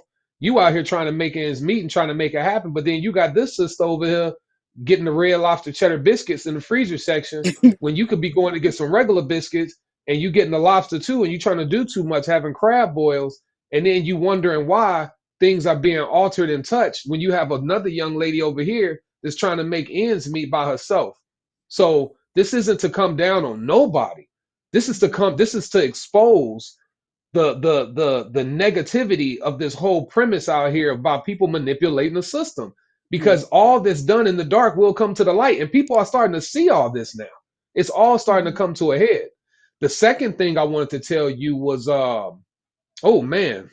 it's so many things, but the second thing I wanted to tell you most importantly was we have a lot of people out here, especially with women, that feel as though when we speak of the man being a head and a man having to take charge, it's not a disrespect or a shot. Yeah, Deborah, Hannah, Ruth, all of them had positions, but they weren't in a headship position. Some will say Ruth did this and Hannah did that, but it was still under the guideship of someone, right? So all I'm saying is a man running a household does not mean he runs you. It just means you respect him as the covering and the roof over the house. We still need you to take care of our children, be soft. I'm not a soft father. I'm very aggressive, and I be sometimes having to catch myself. Whereas a woman can be a little bit more compassionate. She's more loving. She has the patience. So we help each other like a car. The tires need the rims. The transmission needs the doggone the CV axle. We need all of that so it can function together. So we got to take our ego out of this, ladies, and stop feeling like, and I'm like I say again, I'm not directing this at you, but we have to stop making it like it's an attack on women and they can't do this. And when we say the head, and Why did a man always got to be? Because you go and cook. When somebody break in that house in the middle of the night, I'm not nudging you to get out the bed. I'm getting up and going to handle that because Look, that's you what ain't I got to was worry made about me for. getting out the bed because I already know. I ain't I getting already I'm know. not getting up So, either, Queen. so, I'm not so, getting What? up. I'm so, not. I'm sorry. so Go ahead. You ain't no, got to no. So tell me to that's say all that. I'm Don't saying. worry. It's certain things you ain't got to take out the trash. I'll do that because it be possums and stuff Okay. behind the garbage can, and I can take them out with a left hook or a boot or something. You Please gonna take care freak of that. out, you know? Yeah, I got that. You ain't got to worry about if your tire flat. That's what I'm gonna come and do, you know. But Yeah. then at the same time, I'm not gonna worry about. Even though I like to cook myself, I know when I come home, you gonna have something prepared for me and the family to eat. I know you gonna take care of the bills. I know you gonna watch this and monitor that. So it's a balance, man. It's not about us saying one is better than the other because we all are one under the Most High. It's just order. That's all it is. It's order. Everything has order. You have a CEO, you have a regional manager, then you have a manager, then you have a supervisor, then you have a lead, and then you have an employee. But guess what? They all work together and help each other. That's all. No, I agree 100%, and I'm glad that you brought that up. I feel like as far as the video, I definitely wasn't. I'm not gonna say I wasn't offended by it. I feel like it was the bottom of the beer, like the worst perspective. It's almost like the stereotype, of like who we are represented to be. So just like Hmm. my sister Charise said, the statistics show that, and I'm not one to calculate numbers, but if the number shows that it's more white people than black people, I just felt like that was the worst possible image that could have actually been portrayed. Like I'm not. Um, completely, offended by it. I'm just like, dang, like, no other videos or whatever. But what I will say, and I told somebody earlier, I do come from a line of strong women. I was raised by my grandmother and my mother, that was the father of my household. And I come from a lineage of single women, unfortunately coming against that curse and everything about it. But, I'd be the first to tell you, like, you ain't gonna never hear me be the woman say I don't need a man or understand like Better my teach place, them. my position. But I also understand too, and even just going into the further aspects of it, I agree. I told somebody just this afternoon, I said, God pulled Adam, Eve from Adam. I said, so, the whole world to have you convinced that everybody has to be 100% whole before they come together. I'm like, it wasn't even designed that. With Adam wasn't whole. He was pulled, a portion of him was pulled apart. I said, but there is a section that says that the man should die to himself as Christ loved the church, Yeah. and so there's a sacrifice on both ends at this point, as opposed to me honoring my Exactly. headship, but him also being submissive, in a sense to me. I give myself up for you, you give yourself up for me, and that's how the household worked. And I think that we've lost, so far, come so far from that aspect of it or whatever. So I don't I don't disregard. I mean, me and my kids, dad, we don't, necessarily get along, whatever. I'm like, I do believe households do need the man and the woman. I do feel like that's part of the hardest decision. Like, even though my kid's dad was who he was to me, I still had to make the decision to trust my son to go live with him. You know what I Yeah. mean? At Yeah. 12 years old, that was hard because I know who I know this person to be, but God was telling me like, but he may or may not be that person to him, and there's a lot of Right. things that he does in raising both of our children that I just don't agree with, but I can't be the man in that situation. I have to allow God to be God. I have to trust that my son is going to be okay and he's going to get, I feel like he'll grow up and have that 50-50 perspective, whether it was in a household or not. My son will never be able to grow up and say he didn't have his mother or his father in his life. Thank you, Jesus. Thank you. It's a twist now. It's that plot twist or whatever That's that we all. have to just learn how to navigate through, So Absolutely. I, Before we get up out of I here for believe in the you, man. I'm so Yeah. sorry. Go ahead. You said you believe in No, that's the. what I was like. I definitely believe in, the man is the head of the Yeah, household, but I yeah, do feel yeah. like you mentioned the balance of it now at this point. I think that's what we're lost. Like Yeah. we've lost the balance of it. And that was a good Can I point that ask you you? brought up about the children being out. I mean, the father being outside of the household and how those things function and operate, and making sure that your children know who their father is and where the order is. You know what I mean? When my children were Mhm. not, when we were separated, and we were divorced, my children, I would have them turn to their father. This is practice so that you learn to turn to your heavenly father. So when we would make decisions on things, it's like, did you call and ask your father that? Do not come to me until you have gone to your father first. Because I'm going to show you that even though this is not my husband, this is not man and never will be, okay? But even though he is not heading this household, there is order and structure and discipline when it comes to his fruit. I don't I don't we don't even share the same blood. You know what I mean? Like, you got to get mitochondria to check to see if you even match. So we don't have the same blood, we don't have the same namesake. I don't know what it is to be Apple, so I can't tell you I'm orange. So I got to go and reference Apple to raise up or rear up Apple. So that's grand in the rearing of our children. King, I'll give you one more, but we definitely have to move on. And Queen, right Okay, after his okay. question, if you could let us know where it is that we can purchase your books. Go ahead, King. Maybe I'll just ask these quick questions. My YouTube tripping. One quick Do you question. know? Do you? One. Oh well, I guess the only thing I will say is I can't do it. I got too many questions. I don't even have one good one. All One right. thing I will say is this is what I say. It's not a question, it's a comment. Okay. This is not necessarily a bash at nobody of no color. It's just people of that mindset. So I want to make that clear before we go to these next ones and they try and hit me with a left hook. It's about Sit people not that's hitting on you. that mindset. It's not about the color. It's about the mindset. Now, what I was gonna ask was, do you know anybody that's similar to that young lady? Have you ever came across anybody in your entire life that was similar to how that young lady's mindset is? Yes and no. I'm gonna say, have I been a part of some people who have used their link or snap Bennett for a crab boil? Absolutely. But I also know those were people who had good jobs, and sometimes you want to splurge a little. I can't lie and say, like, when I had my link, I didn't buy my kids a good meal a time or two, But however, when the time is up, the time is up. Like, I'm a firm believer. Like, okay, I trust God. Like you said earlier, like he said, if I dress the lilies, how much more, does he love me? He gonna provide. He gonna Yeah, make these 2 fish and 5 loaves. So, um, I mean, I'm sure we all done ate good off somebody's link I at know some that's point. right. So Who you yeah. oh telling? yeah. Eat But at the good, same eat time, like good, when eat it came, good I off. would not be Yeah, mad. And I don't know anybody who has been mad when it's time to move. It's like, all right, fun is Yeah. over. Back to work.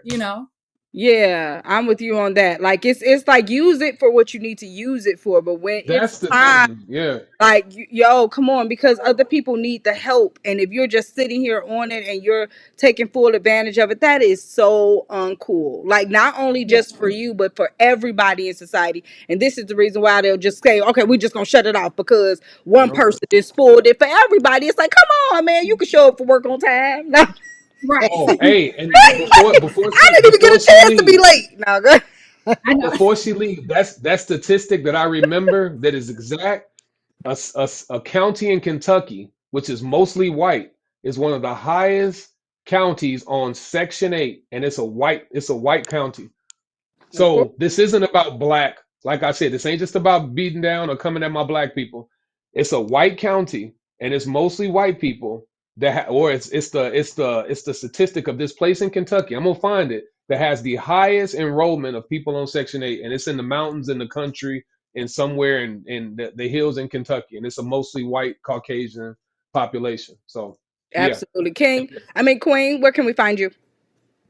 So I can put in the chat later because I have an interior design business. So my website is a stiletto decor tpw.com. So the letter A, stiletto like the shoe, decor, DECOR tpw.com. All right, oh, I Queen. want to Thank know you so so much. much more. We're gonna Thank have to you bring her so back much. too. Thank you so much for gracing our Thank platform. you. Thank you for Thank your you. viewpoints I as well. appreciate you. Blessings, Definitely sister. delivered Blessings. with class and elegance, and we thank you so much. All right, They King, let's so go ahead. classy. Why wouldn't they be? They are Queens, classy, boy. Queens. I mean, what? What? Get out of here. Why wouldn't they be? Hello. Okay, let's go ahead and move to the next one. Ooh, shoot, we got Miss Cassandra about to hit the stage in the business. Miss Cassandra, hold on to make sure. Hold on. That was Fyre. We saving Fyre for last. Fyre gonna just set the blaze. I already know what's up. That's probably why she last on the list. Come on through then, Miss Cassandra. Hi, how are you? I am good. How are you? Absolutely amazed. Thank you Queen, for the tell us about invite. yourself. I'm so sorry for cutting you off. What did you say? I said thank you for the invite. Oh, yes, ma'am. Thanks to Miss Gina. This is like we have come across some of the most amazing people ever these last 3 weeks. Like, I mean, like I said, earlier when I was talking to you guys behind the in the green room, you know, at first we want to be able to like, okay, let's hit it, let's hit our markers, but God be like, no, you gonna highlight my queen. Nope. And so Yep. so we've been Give them getting the all their opportunity flowers. to have the dopest conversations real quick with the dopest people ever, and then also highlighting who they are. So Queen, tell us about yourself, tell us about your book, and tell us how you got involved with DAG as well. Well, I'm Kassundra Hester, and I'm a Midwestern person, Midwestern girl, born and raised from Iowa. But I lived in Chicago for 15 years, had to relocate to North Carolina now because that cold just got a little too bit for me, much for me. But I am a first time author, and I wrote the book called Yet Will I Trust Him, a Sidonia Rowland memoir. And the book is a memoir about my late mother, Sidonia Rowland.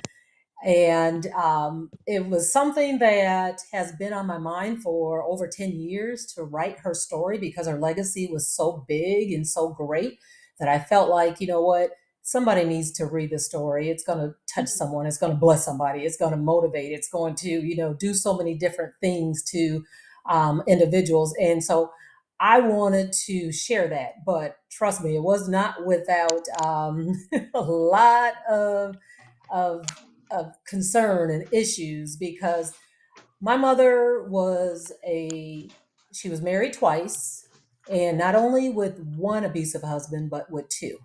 Uh-huh. So the things that she endured, it brought back a lot of memories, especially from there's 7, 8 kids within my family, and so you know to write a story that would bring back a lot of memories, hurt, pain at times, but also good memories at the same time.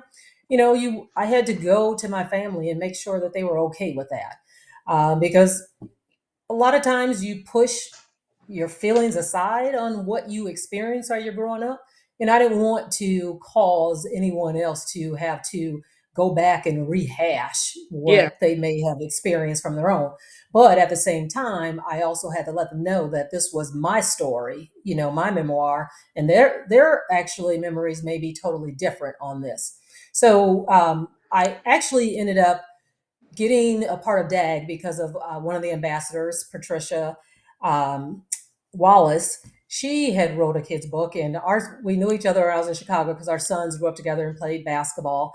And she was nominated last year. And after I had finished my book, she encouraged me to go ahead and submit my book as well. And lo and behold, it was nominated for one of the Distinguished Authors Guild Awards. So I'm pretty excited about that because I do feel that the book, when you think about the story, because my mother was a minister, I grew up very, very strict Pentecostal background. So Uh-huh. I'm sure most of you guys know what that means. But Yeah. one thing that I can say, which is why I think her legacy and her story is so great that it blesses people, because she didn't let or allow what she was going through to hinder her walk with God and to stop her on the path that God has led her to.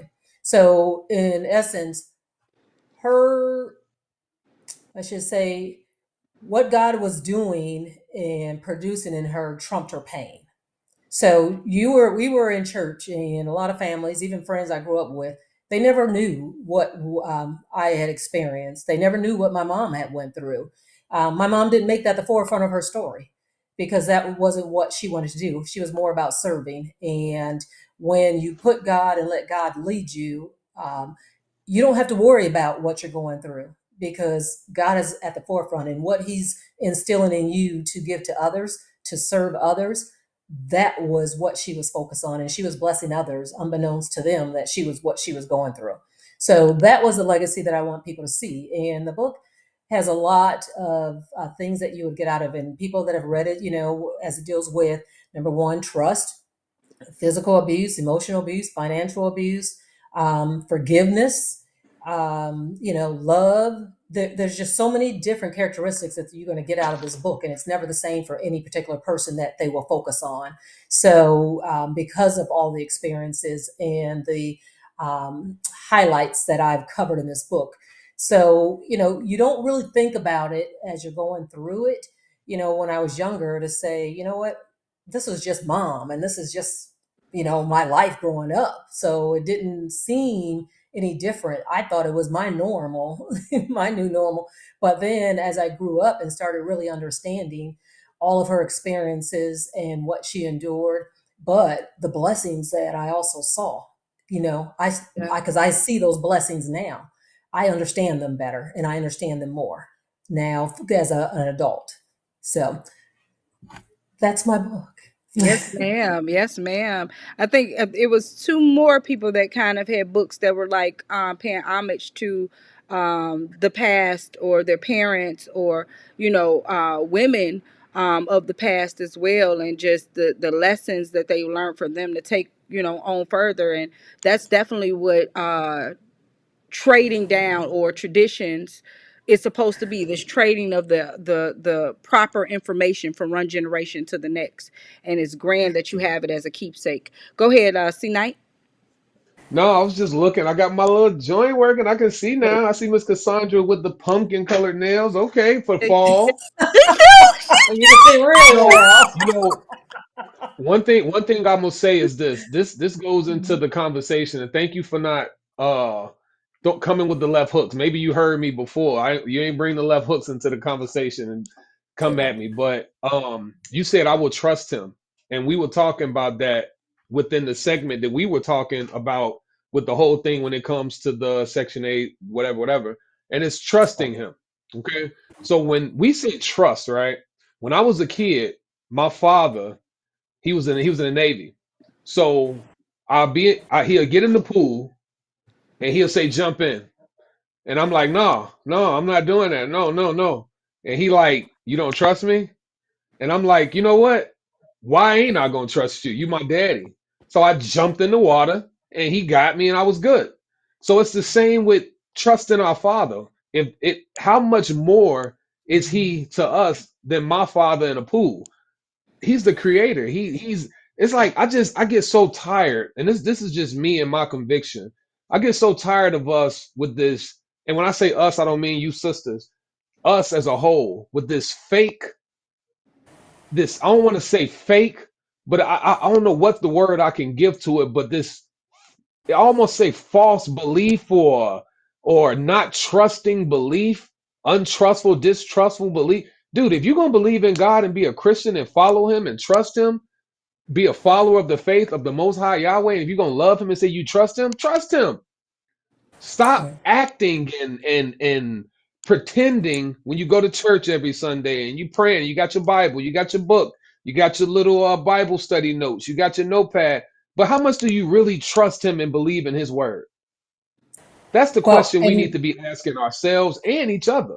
Because I see too much of people worrying and stressing and flipping out and mad. mhm. And when you trust in him, you shouldn't be going through all that. It's almost like a disrespect and a slap to his face if you say you trust him, but you still worrying and stressing. Go ahead, sister. Right. And I can say that's easier said than done for a lot of folks. Yeah. And this is why I named that book Yet Will I Trust Him, because my mother exemplified that very, very, what you just explained. She trusted him no matter what, coming out of one marriage and then going into a second marriage that was, not abusive like the first one, but it was on a whole nother level of abuse.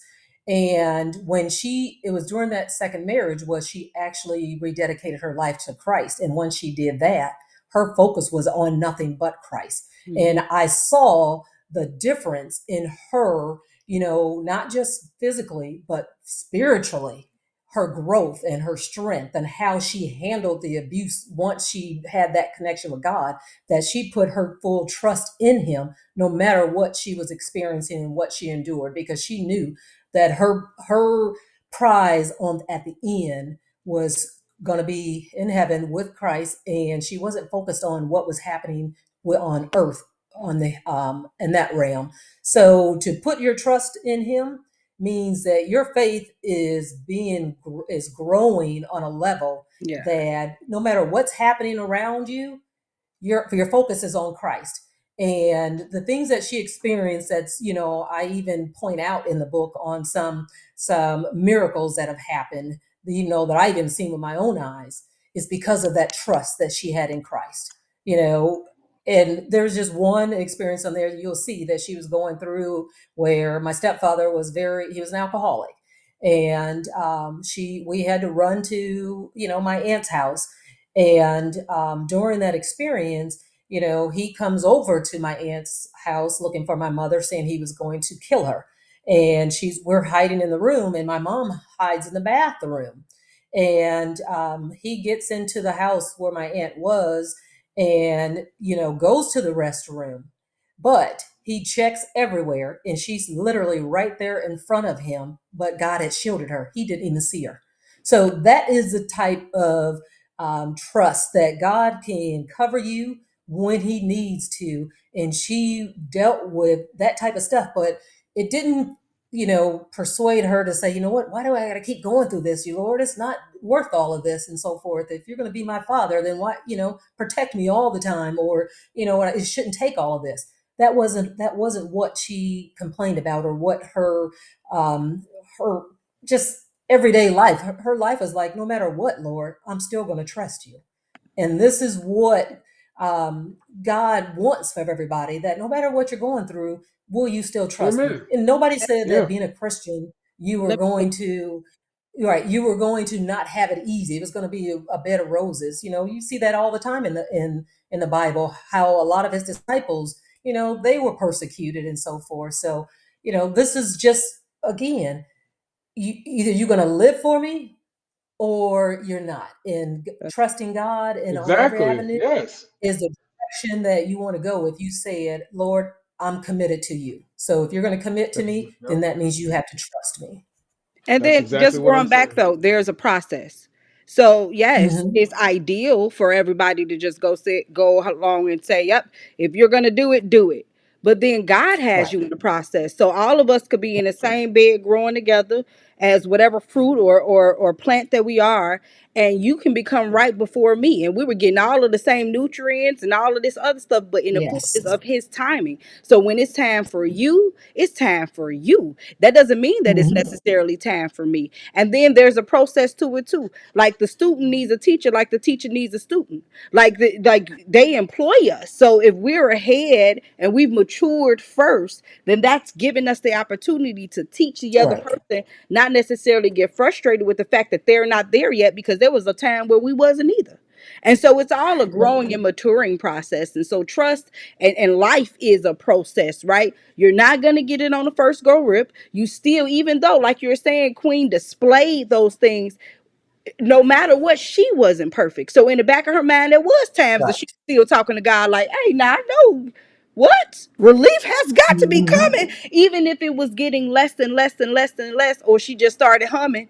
And the Lord knew, like, all right, my queen humming. You know what that Yes. hum means, Lord. But it's not that we want to be in opposition, but our flesh is going to always put us in opposition with God. So we could Yes. never be perfect there. And that's why find the balance in where you are. The Holy Spirit dwells within you. Then there's you. Then you have the Father and the Son. So that's a Hmm. balance. Any more of yourself, any additional I tips the scale. You know what I mean? So understand that Right. life is a process. It's a maturing process, but the most important and key thing to anything that we are being asked to do by God is that He's going to make it full in His timing. You can't move no Yeah. faster than Him. Even if you got the mindset and you want to be there. Like, God, why am I still? Because I'm not ready for you to get there. I'm purposely Right. putting things in. I'm purposely doing that because we think it's other people. It ain't other people. This is his story. I put Yes. the stumbling block there. Now what? And we'll take things out on people as opposed to taking it up with him. So yeah, it's Mm-hmm. good to have that trust intact, but don't get too frustrated with anybody or even yourself because you're growing. You're growing. Right. Yeah. Can Right. I can I say I want to say one thing, Sure. something that just came to me while y'all both were speaking. And I thought about the lady that we spoke to last week that gave us that compelling story that knocked the power out the power grid. I remember her. And then and she was talking about her mother. And I'm Yep. thinking about Miss Kassundra right now speaking about her mother. And my brain just started if y'all could see it, it will look like the gears in like a clock, right? So Mhm. what I'm wondering is, what is the difference? Hear me out real quick. What is the difference? When she said it's not as easy, and like you said, it's not easy too, it's a process. But what made it easy for Miss Kassundra's mother? What made it easier for her? Now, this is what I came up with. And the other lady that we spoke with last week was her mother. They all had that undying, my grandmothers, my aunties, they had that undying, unwavering faith. I believe there's too many voices.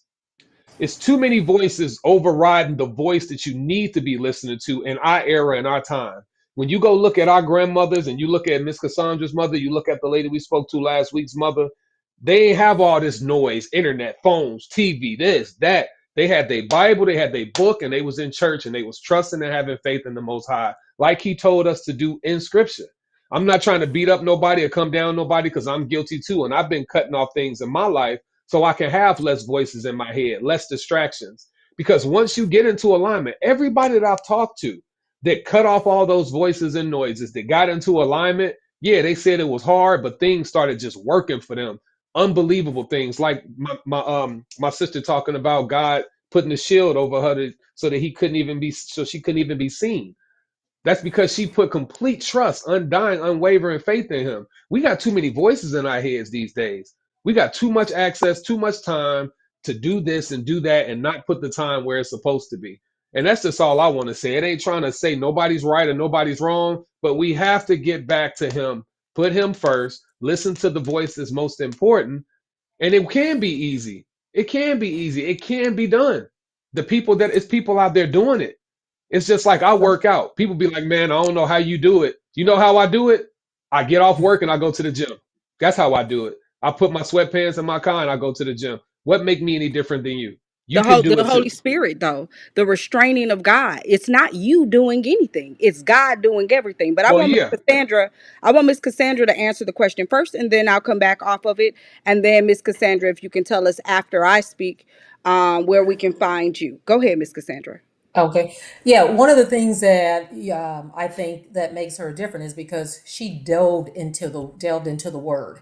And if you Yes, want the ma'am. truth and you want to hear, Yes, you ma'am. got to go to the word. The word is the Yes, truth. ma'am. God said, you know what? I am the word. And if you want to That's know, it. and you got to go straight to it. And through fasting, through prayer, through reading that word, that was what Woo! made her stronger, and kept living on that path. But let me tell you something. Like you said, you got to drown all that noise out. Sometimes it means you're going to be alone. And, Yes, even ma'am. with my mother's own brothers and sisters who doubted her, or who said it didn't take all of that. But guess what? That didn't stop her. And she was willing to go ahead and be alone, to say, you know what? I serve a God, and I'm not going to let anybody, take me off of that path, because my purpose is where I'm trying to be. And I don't want folks to focus on the book that it's more about the pain and the abuse that she went through. What I want them to focus on is the servitude of what she did to serve others. And that was her biggest strength, is serving others. Yes, ma'am. Now, so go ahead. If she would, No, if Miss I was Cassandra was here right now, I would give her the biggest jumping high five in the gonna. world right now. Like you know why? Because you said some key things that I was just gonna say. Sorry, Mary, I cut you off, sister. Oh, I cut you off like we in traffic. I it's fine. Go swerved ahead. on you. Okay. And all I want to say is what you said, Miss Cassandra, was the key elements. Go ask somebody today that claims they are a follower. This is just general. Before y'all tag me, this isn't everybody I know. Go ask them how many Bible studies they doing. Go ask them how often they fast. Go ask them how often they read. Go ask them names and books in the Bible and see if they know the names in the books. Go see how much they study, how much they read. How much do you get up in the morning and pray before you leave the house? How much do you pray before you go to sleep at night? How much do you ask Him and involve Him in all things, not some things that you do? You feel me? I'm Oh, saying yes. that we have to get back to Him and stop with this voices, these distractions, that distraction. If you say you're going to love and honor Him and respect Him, do what He asks you to do and put your trust in Him. Wake up, pray, do your fasting, do your reading, get one with the word like your mother was doing, like the other lady's mother was doing. And you can see these changes take place in your life. The stubbornness has to go. That's all I So wanted to I'll say. say this though: there's nothing new under the sun. Before anything was written in the book, they didn't have nothing to read. Their story was being written. They didn't have when David was here and he was growing through his story. There was no written story of David, and so prior to, yeah, you have these distractions in place. But again, there's nothing new here. You still have the voices in your head, and it ain't other voices. It's you. Let's be David was clear. It praying. is you in Yep. here.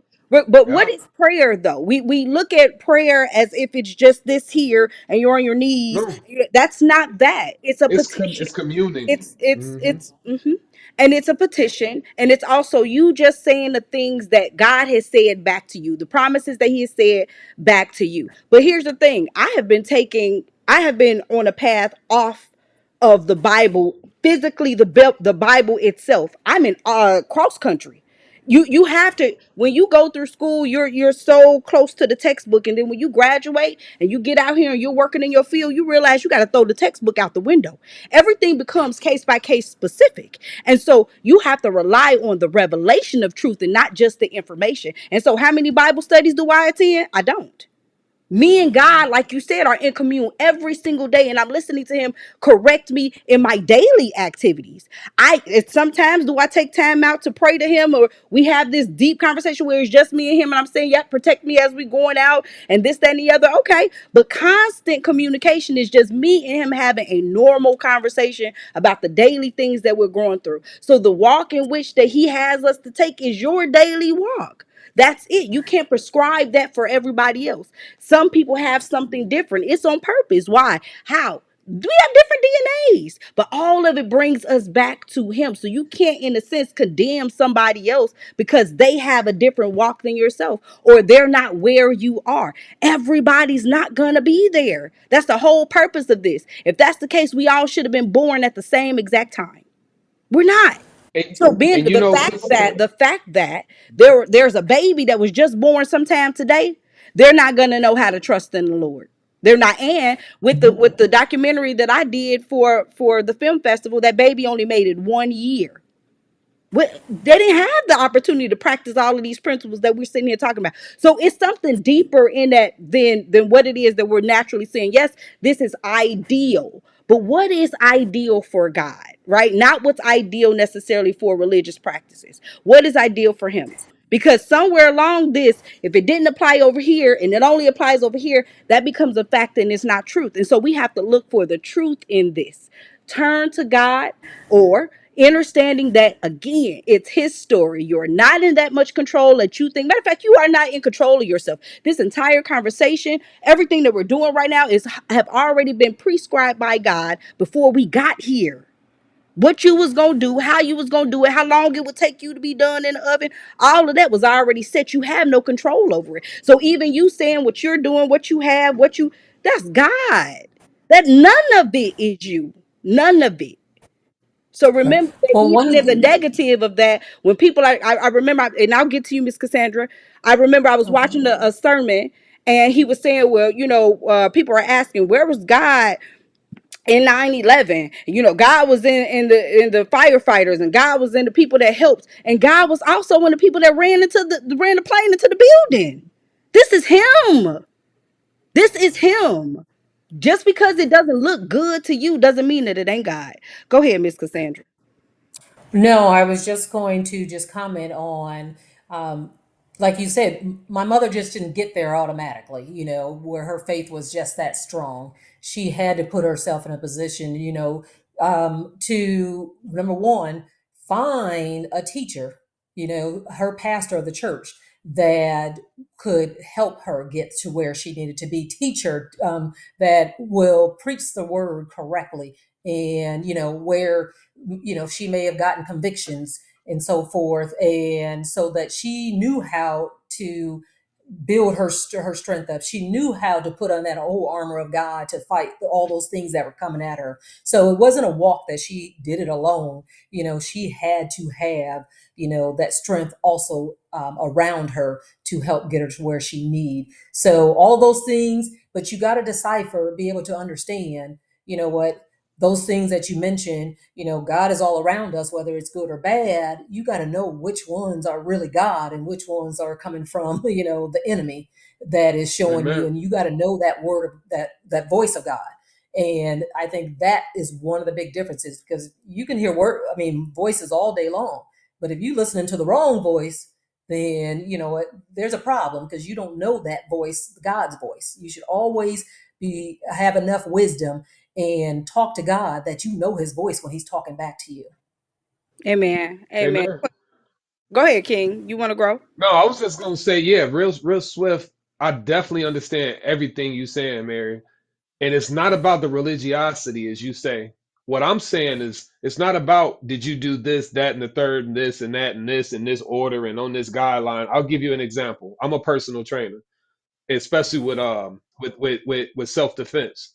So when a boxer, I'm training him, I'm saying, hey, did you run this week? Did you diet? Did you get in the sauna? Did you do your push-ups? Did you do your weights? Did you do your sprints? No, I didn't do that. I didn't do that, and I didn't do that. He had this fight. He get beat up. I asked him, how you feel? Well, yeah, I wish I would have added that and added that and added that. I gave you the guidelines of what to do. You had everything that you needed to do so that you can know what would give you the desired result. So I'm not saying that you have to do Bible study, you have to go to prayer groups, you have to know this. I'm saying Jesus in the Bible gave us specific instruction.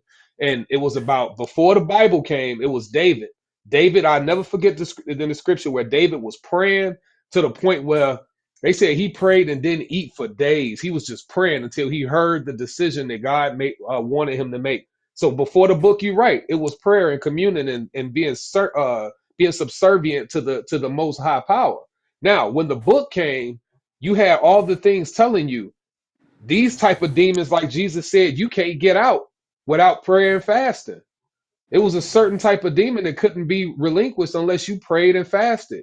So what I mean is you don't have to follow strict guidelines, but I'm saying before you sit up and say this ain't going right, this ain't going in my life, are you still watching them horror movies? Are you still watching porn? Are you still shacking with your boyfriend?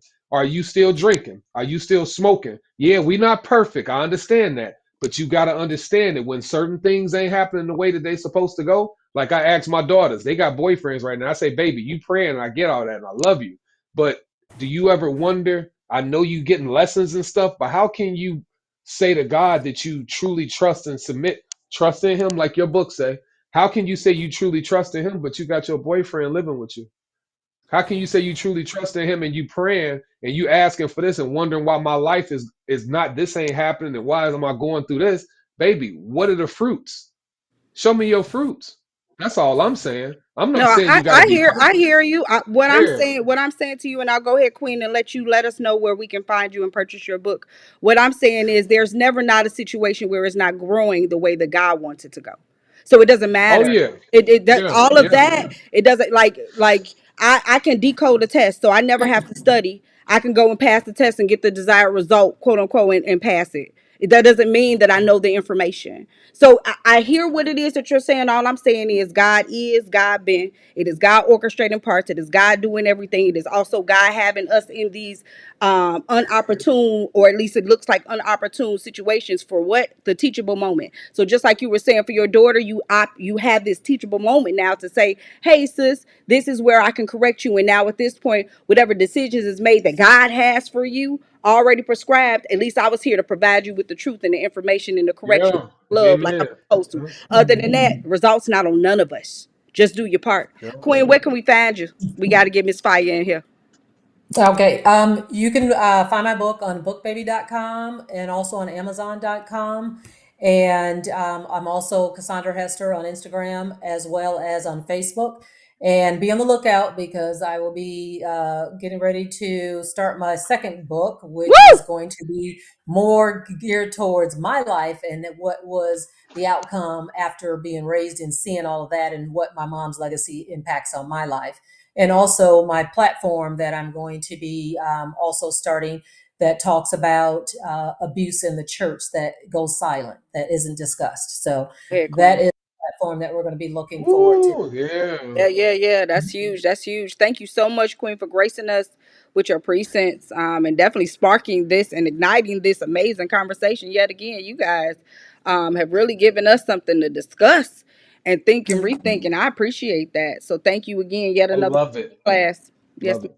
Thank you so much. It's you're great welcome. talking with you. Yes, ma'am. Have an amazing day. You too. Okay, So love, love, King. sister. Well, you done brought the fire when you came on here.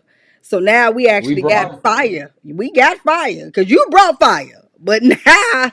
we got fire. So we might as well go ahead and bring fire to the platform. Hey, Queen. Are you there? Oh, there we Oh, go. I'm Yeah. here. How Hi. are you? Hey, Amazing hey. yourself. Oh, I'm so excited that we finally come to this moment. I know you were jamming with me on Dream Girls earlier, child. I'm gonna finish watching Dream Oh Girls, my okay? goodness.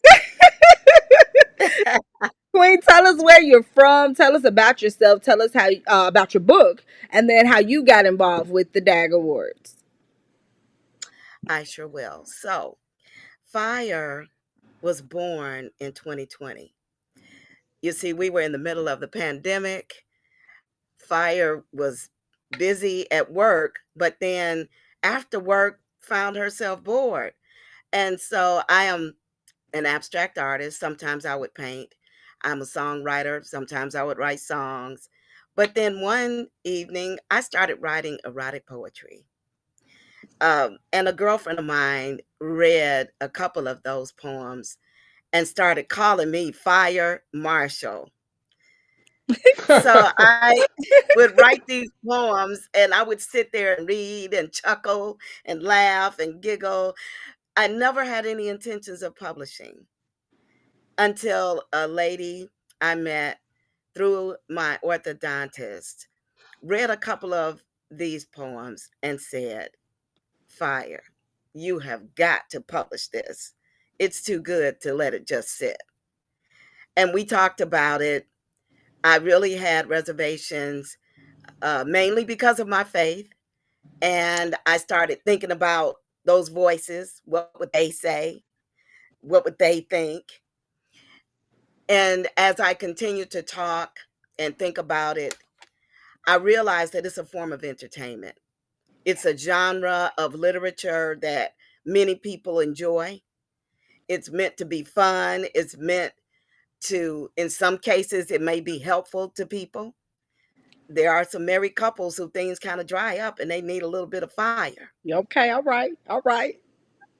And so that's where Fyre was born. But Fyre lives in Gary, Indiana, born and raised here. Wonderful, wonderful city on the Woo! Woo! move, Woo! coming back up. Woo! Woo!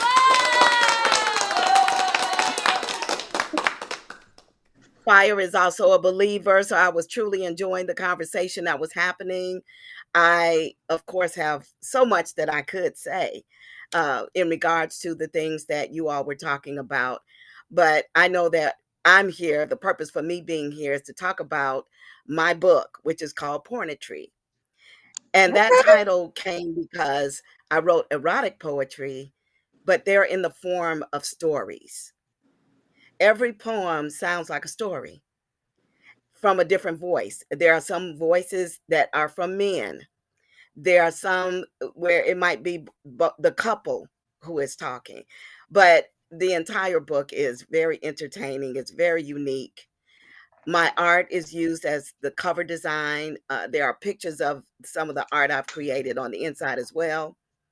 And I thoroughly enjoyed writing it. I realized that we are sexual beings. And so um, we talk about sexual things Yeah. in pornetry. And so it's for those who appreciate that genre. And I am also an author who was with the Distinguished Authors Guild prior to this particular book.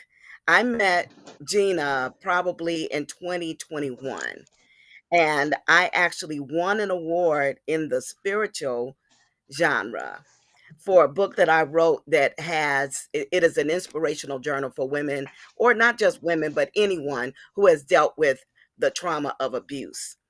And it started off as me being asked to write a poem for women who have been taken into sex trafficking and they Mm, were rescued.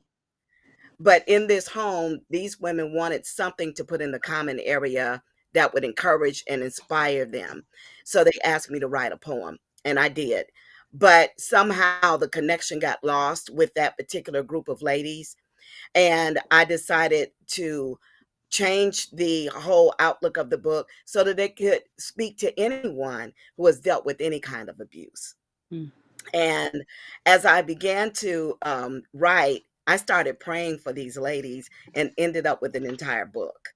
Oh So wow. there are poems in there are inspirationals in there, and pages for reflection and all of that. And I know that you might say, well, how did you get from that to this? I could ask the same question. I don't know. But I have to say, I thoroughly enjoyed writing it. I've enjoyed hearing, the commentary from people who have read it. I've gotten a lot of very positive feedback and support, and I'm enjoying it. I love the Distinguished Authors Guild. It is a wonderful, wonderful place for authors, not only to network with other authors, but also to build your brand, to get to people to know who you are.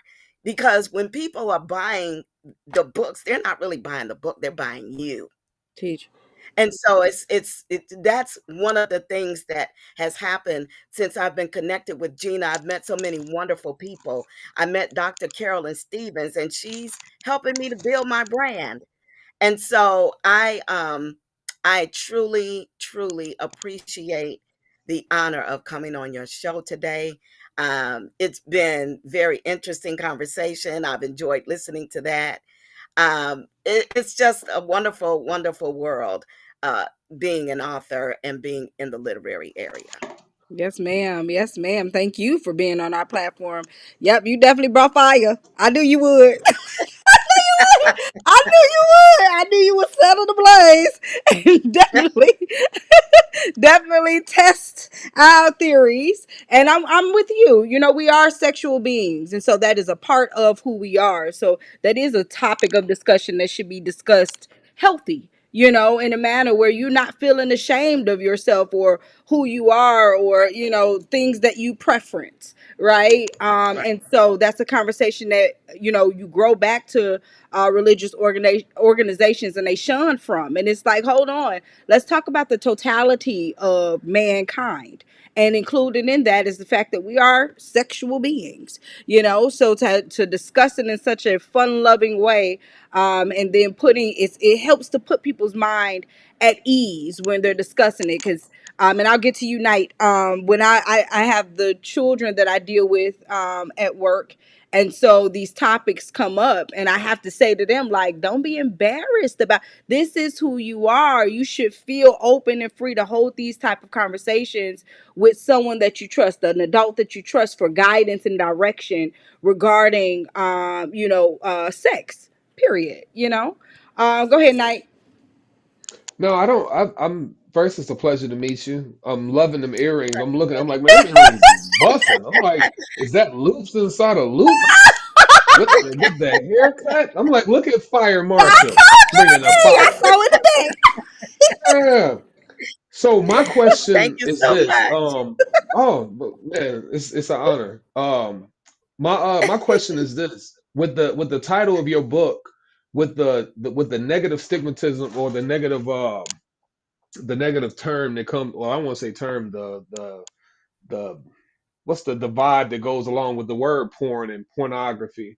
How did you feel about creating that title? Like, did you feel conflicted, or was this something like, how did you come up on that title? I always love hearing about the creation of titles and what you thought about, because there's times when I name my barbershop, uppercuts. I didn't know if I want to name it this or name it that, because that title is going to stay out there. It's something that you can Right. never change. That's your idea. That's something that you birthed. So, how did you feel about creating pornetry? Is that what that's how it's pronounced, right? Yes, correct. Well, Okay. when I thought about the name Pornetry, it strictly came out of the fact that it's erotic poetry written in the form of stories. And so when I think of erotic, you know, porn is full of erotica. And so that's where the name came from.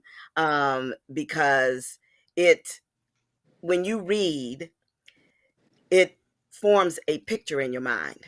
It gives you imagination. And so when I thought of that title, it was strictly because of the connotation of the erotic poetry written as a story. Hmm. Just as you read any other story. Whenever at least I can say for me, when I read, it doesn't matter what I'm reading, I can see it. Yeah. I'm reading a book right now about leadership. And even though it is a book about leadership, the things that are being described in the book about leadership, it's like I can see a picture. I can see what this person is talking about.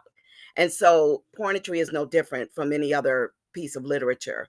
It is a book that a person will read and they definitely will begin to see and formulate images in their mind based on the things that are said. Hopefully, they'll get some humor out of it. Hopefully, because it is definitely very funny, and there are things that people can relate to. Yes, ma'am. Okay. Yeah, that's the word. Yeah, that's the word It, I yes. wanted to say. You gave it to me. Negative. I want to say the negative connotation that comes Yeah. along with the word pornography. That's what I meant to say. You bringing the fire, even bringing the fire I in told you. vocabulary. I told you. So so hold on. So And I'm looking so, at the picture. Oh, go ahead. Go ahead. no, I No, was I'd gonna rather you say, finish because I want you to finish. Go ahead. that also, the name pornetry is also a new. It's like a new genre of its own. Hmm. I've never heard of it before. I've heard of erotic poetry, I've heard of erotic novels, but I've never heard of erotic poems that are written in the form of a story. One of my mentors is Zane, the famous author of erotic novels. Oh And yeah, one I of know the about things that I learned from her. One thing about her that a lot of people may not realize, she is a very conservative woman. She is she is not what you may picture in your mind. When someone hears about Fire Marshal and they have never seen me, they may formulate a certain picture in their mind about what I look like, the way I talk, the way I carry myself. And of course, same thing with Zane. I just thought she was this voluptuous woman that, and she is not, very attractive woman and all of that, but just not the picture that you would have in your mind about someone who has so famously written erotic novels. Oh, wow. She and I have some similarities in that we both come from a Christian background. Her father was a theologian, her mother was a teacher. For a long time, she didn't even want them to know what she was doing. She kept a job for years, even though she didn't need the money, because she was not wanting her parents to realize what she was doing. Oh, wow. But it got to a place where she had to identify herself because people were using her name. They were using her name to make money. Oh, wow. And yeah, um, walked up on a lady, had a table full of books, selling them and passing herself off as Zane. So she ended up having to let her parents know what it was that she did. But a lot of thought came before I actually published the book because I was not going to do it. Um, I did not want to offend anyone. I did not want to hurt anyone, and I didn't want to be hurt. So that's why I took on the name Fire Marshal. Um, because it's a lot of crazy people in this world, as you all know.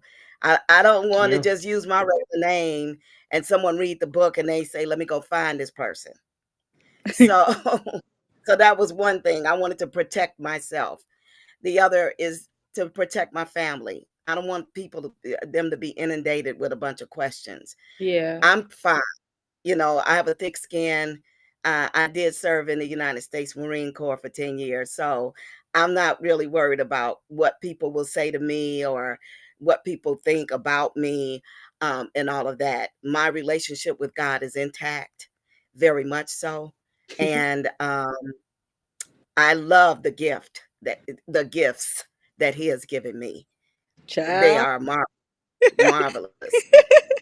I love the name. You definitely setting the fire and putting it out at the same time, Queen. Talk about rock true balance. Talk about rock true balance. Queen. Did you have another question, King, before I asked her where we can? No, no. I was interested about the picture. I did want to know. I want to know what is the picture. I see Because I think you fire. said that's your art. You said it was your art. I had looked into it too when the thing was up. I was like, what? That's your art? So the cover of the book, that is a painting, and the name of it is called Fire Dance. I was just when I create art, I don't have a particular pattern that I follow or any particular guidelines. I didn't go to school for it or anything. I just get on the canvas with the colors and I'll literally ask God, okay, where are we going with this? Yeah. Sometimes I'll begin to see colors and I'll use those. And so when I did that particular painting, it looked like fire to me and it looked like it was dancing because it had so much movement. Yeah. And so it was just such a beautiful painting to use. It was eye catching. It really speaks to the fire. No, it does, Queen. It absolutely does. Where can we find you? Where can we purchase this book? Right now, I am selling the book out of my trunk. I did not Okay. put it on Amazon. And the reason for that is because, well, as we know, Amazon takes a huge chunk. Yep. And I don't Wow. necessarily agree with that. I am working with Dr. Carolyn Stevens to build my brand. We're going to have a website. We're going to be able to sell the book from there. But right now, if someone wants to get the book, they can email me at Fyre, Fyre, Marshal, Marshal, for the number 4, the letter U, at gmail.com. Yes, ma'am. Yes, ma'am. Thank you so much for setting this platform ablaze and then putting it out at the same time. We are Man, on these dag ladies, man. I'm telling you, y'all got these some. That's dag like I ladies. said, Yeah, I these got these dag daggone ladies. ladies, these dag ladies. No, they're so. It's like, man, and this before we go, this just goes back Yeah, yeah, yeah. to talking about what I was talking about earlier. That Uh-huh. young lady that was talking with her son about the food stamps. I know that represents such a small percentage because there's so many Yes. powerful, beautiful women out there like yourself that we have interviewed that don't think like that. Now there is a large amount of them that do, but I'm saying when I meet these few, and I meet y'all, it just let me know Hmm. like there's no excuse. Going back to when we were talking to Kassundra, For there's real. no excuse, man. It's people out there that are operating in class. There are men out there operating with Well, respect yeah, and being gentlemen. So there's no excuse, man. Y'all all been through something. Everybody we talk to been through something. Been through something worse than yeah. we probably done been through in our own Well, individual lives. Go ahead, Fire. I have to Oh yeah, tell you, no, King, go ahead, go ahead. uh, I have to tell you that I was a single mother, and I had a son. His dad was not in his life the majority of the time. Thank God he's in there now. Um, and I had a rough time. I had a very rough time. Um, I was in the Marine Corps. I was by myself, stationed someplace away from my family, so I did not have a support system. Didn't know what I was doing. I brought this baby home and said, "Okay, now what? Now what?" But I got through it, and I guess the thought of getting on public assistance never really crossed my mind, probably because that's not what I came from.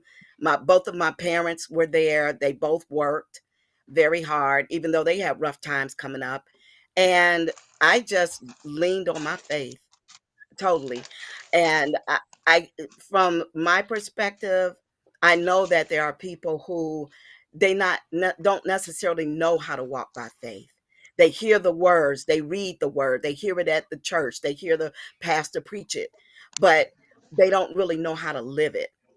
And personally, I think that it really is, so it speaks to the importance of being connected to a place where you're really getting the word and being taught how Yes. to live. Yeah. Yeah. Because some you have to be taught. I learned so much. Shameless plug, I go to Valley Kingdom Ministries International in Oak Okay. Forest, Illinois, where I have really learned so much. And one of the most important things I learned about was worship. Mm. That's another level. You can read the word and you can That's go a to the church, whole nother level. Yep. but when you begin to understand worship, Yep. your daily journey with God, Yeah. and it's spending time with him, it's just like in a regular relationship. When you meet somebody for the first time, of course there's that physical attraction. You see that person and they look good and you look good, and then there's a connection. But then when you begin to get to know one another, the more time you spend together, you begin to know that person better. They could walk in a room and that's them. Yeah. They can walk by and you can smell their scent. And it's the same thing in our relationship with God. As the more time we spend with him, the better we get to know his voice. And he can guide us, and lead us, and we begin to understand the different parts of the Godhead. We know who's Jesus, we know who's the Father, and we know who's the Holy Spirit speaking to us and telling us what to do, where to go, how to do it, giving us strategies and stratagems, giving us answers to our prayers, giving us solutions and so forth. And if you don't have that, you will lean on something like public assistance or other people, because you don't have that direction, that voice that's giving you what you need to do. People Mm. have to be taught even how to pray. Hmm. Prayer is a two-way communication. You Hmm. can't just sit there and talk to God and rattle off a whole bunch of stuff, and then you get up and you go on about your business, but you haven't even stopped to listen to see what is he going to tell you, what is his Come on. response, what is he going to say. But I have been through so much in my life. But I can tell you right now, all through my life and even now, I trust God. Yes, And I Lord. trust him because I've had to. And he has never, ever let me down. Yes, Not one Lord. time. Yes, Lord. Yes, Lord. Thank you, Queen. Thank you so much for gracing us with your presence. Thank you so much. King, it's like a little bit of a delay from the television to the the stream because I I've been watching it know. too. And I done caught you a few times. I'm just like, yo, it's a delay. But Queen, Don't thank worry, I'm finna get my setup right. I'm gonna be. Y'all ain't gonna be able to tell that I'm not looking. That I'm looking at the screen. Thank you so much, Queen. Don't forget about going to the DAG Awards, guys. It's the Thank the you. 7th of November. Yeah, November 7th. And you'll see and get to meet these amazing authors that we were able to highlight on behalf of Gina Gatson. Shout out to Gina Gatson. Thank you, Queen. Please have an amazing day. Thank you. Thank Ye- you for having me. Yes, ma'am. Have an Shalom, amazing sister. Shalom. day. King. All righty. We got our final words, and we are out of here. Grow for Man, it. it was great, man. It was great, and I'm gonna be honest with you. I don't regret anything. I don't. I love that I brought what I brought because it's time to have conversations. Everything ain't always supposed to be flowing and smooth. And oh, I love what you got. I love what you guys were saying. I love how you. That's why when the first lady we spoke to, I had to get it into like I'm Glad just you did. curious. I'm glad you did. Yeah, yep. What is it that you didn't subscribe to? Yeah. Respectfully, so that we can have a conversation. Because if you don't have those conversations, you won't have any um what's the word I will say? You won't have any, I want to say, it's funny, conversation, conversion. That's interesting. Interesante. In order for you, Yeah. yeah, if you have a Got it. conversation, you can that leads to the The conversion. conversion It does. It of does. thoughts. Mm-hmm. If you don't have that conversation, that's Yeah. why you end up with constipation and neglitation. Come I'm on, just playing. negligation. But no, but you're right though. You're absolutely right. Without these conversations, like how do we get down to the root? You know what I mean? Because that's what we're looking for. Rock truth is The about getting root, to the the bottom, the root. root of truth. And so we get there by having these conversations because you'll get to a point and you think you're at the root, and then somebody comes along and they'll say something and you're like, wait a minute, I never thought of that. So now I got to Yep. factor this back into the equation to make sure and assure that what it is that I'm saying is truth, because that's what we're growing after, getting his story right, getting the truth out there and not necessarily our own narratives or what it is that we believe to be truth. So I'm glad you did. I was very curious too. Dude, That what she said, dude, so like, oh, such classy. Like one thing I can tell you, man, that I'm grateful of more than anything with what? doing these interviews. At first, I was like, man, it's gonna be a lot of interviewing. But the beauty of meeting so many different people, Yeah, beautiful women. These women are so beautiful inside and out. Just their mentalities, their spirit, man, their faith. yeah, And we just need more of this. And that's why I love what we doing with our show, man. yeah, We highlighting real life, we highlighting truth, whether yeah, you agree or disagree, and you gonna see sometimes we don't agree, but at yeah, least we standing on the truth that is the rock truth at the yeah. end of the day. Yep, and let's talk about it. You And- know what I mean? My skeletal remain for the day is gonna be still and no. That's it. That's all you got. You know what I mean? You be you still asked the and question know. about for the most part the same thing that Queen Fyre was just saying. It's the how, right? Like we know what, we know who, but we fail on our hows. And so how do you get to that point of acquiring the faith that God eventually wants for us all? It's being still and knowing. Sometimes that require you to muzzle your mouth. You know what I mean? Have your tongue bridled and allowing God to order those steps. Don't become a footstool or a hindrance of yourself, because the truth of the matter is there is no other voice that we listen to more than us. And you should have, or you should develop, knowing the difference between you and God, not necessarily you and other people, because you can hear other people say things all day and still do what it is you're gonna do. So knowing the Yep. difference between you and God. And so be still. Be is the most operative word here, because that's the command of origin, to be, which is fruitful. And then that multiplies still. Don't you move. Don't make a move without him. Don't you make a move without an ordered step, and turning to him, petitioning to him, walking with him, developing that relationship with him daily. And that was pretty much what I was saying earlier. Like, if we don't have all of these physical things, the physical word and this thing, what do we have? Nature. That we have him. And his revelation is being still and knowing. You gotta know for yourself. You gotta know for yourself. You not because your mama, daddy, sister, cousin, auntie. You gotta know for yourself. All right, King. Till next week, where we'll actually grow into our new order, where you'll have the video clips and stuff, and we'll be able to discuss them a little longer, which is what I'll definitely appreciate, because I don't like rushing through stuff. You know what I mean? I hate being like, okay, we Yeah. gotta go, we got. You know what I mean? It seems slightly Yeah. rude, but we have to stick to the timetable. Yeah. At the same time, but I be wanting to continue that conversation too, and so We're I pray growing. that we can book We're these growing. women back again individually, and just have that opportunity for them to highlight themselves and their journeys, aside from the book, as well as rock truth with us. So, all right, guys, rock truth, no matter the consequences. Don't forget, revelation is truth. Truth is not the information. Peace. Situations happen. Tell me how you feel about it. Let's talk about it. Topics of discussion. Tell me what's your view. And let's talk about it.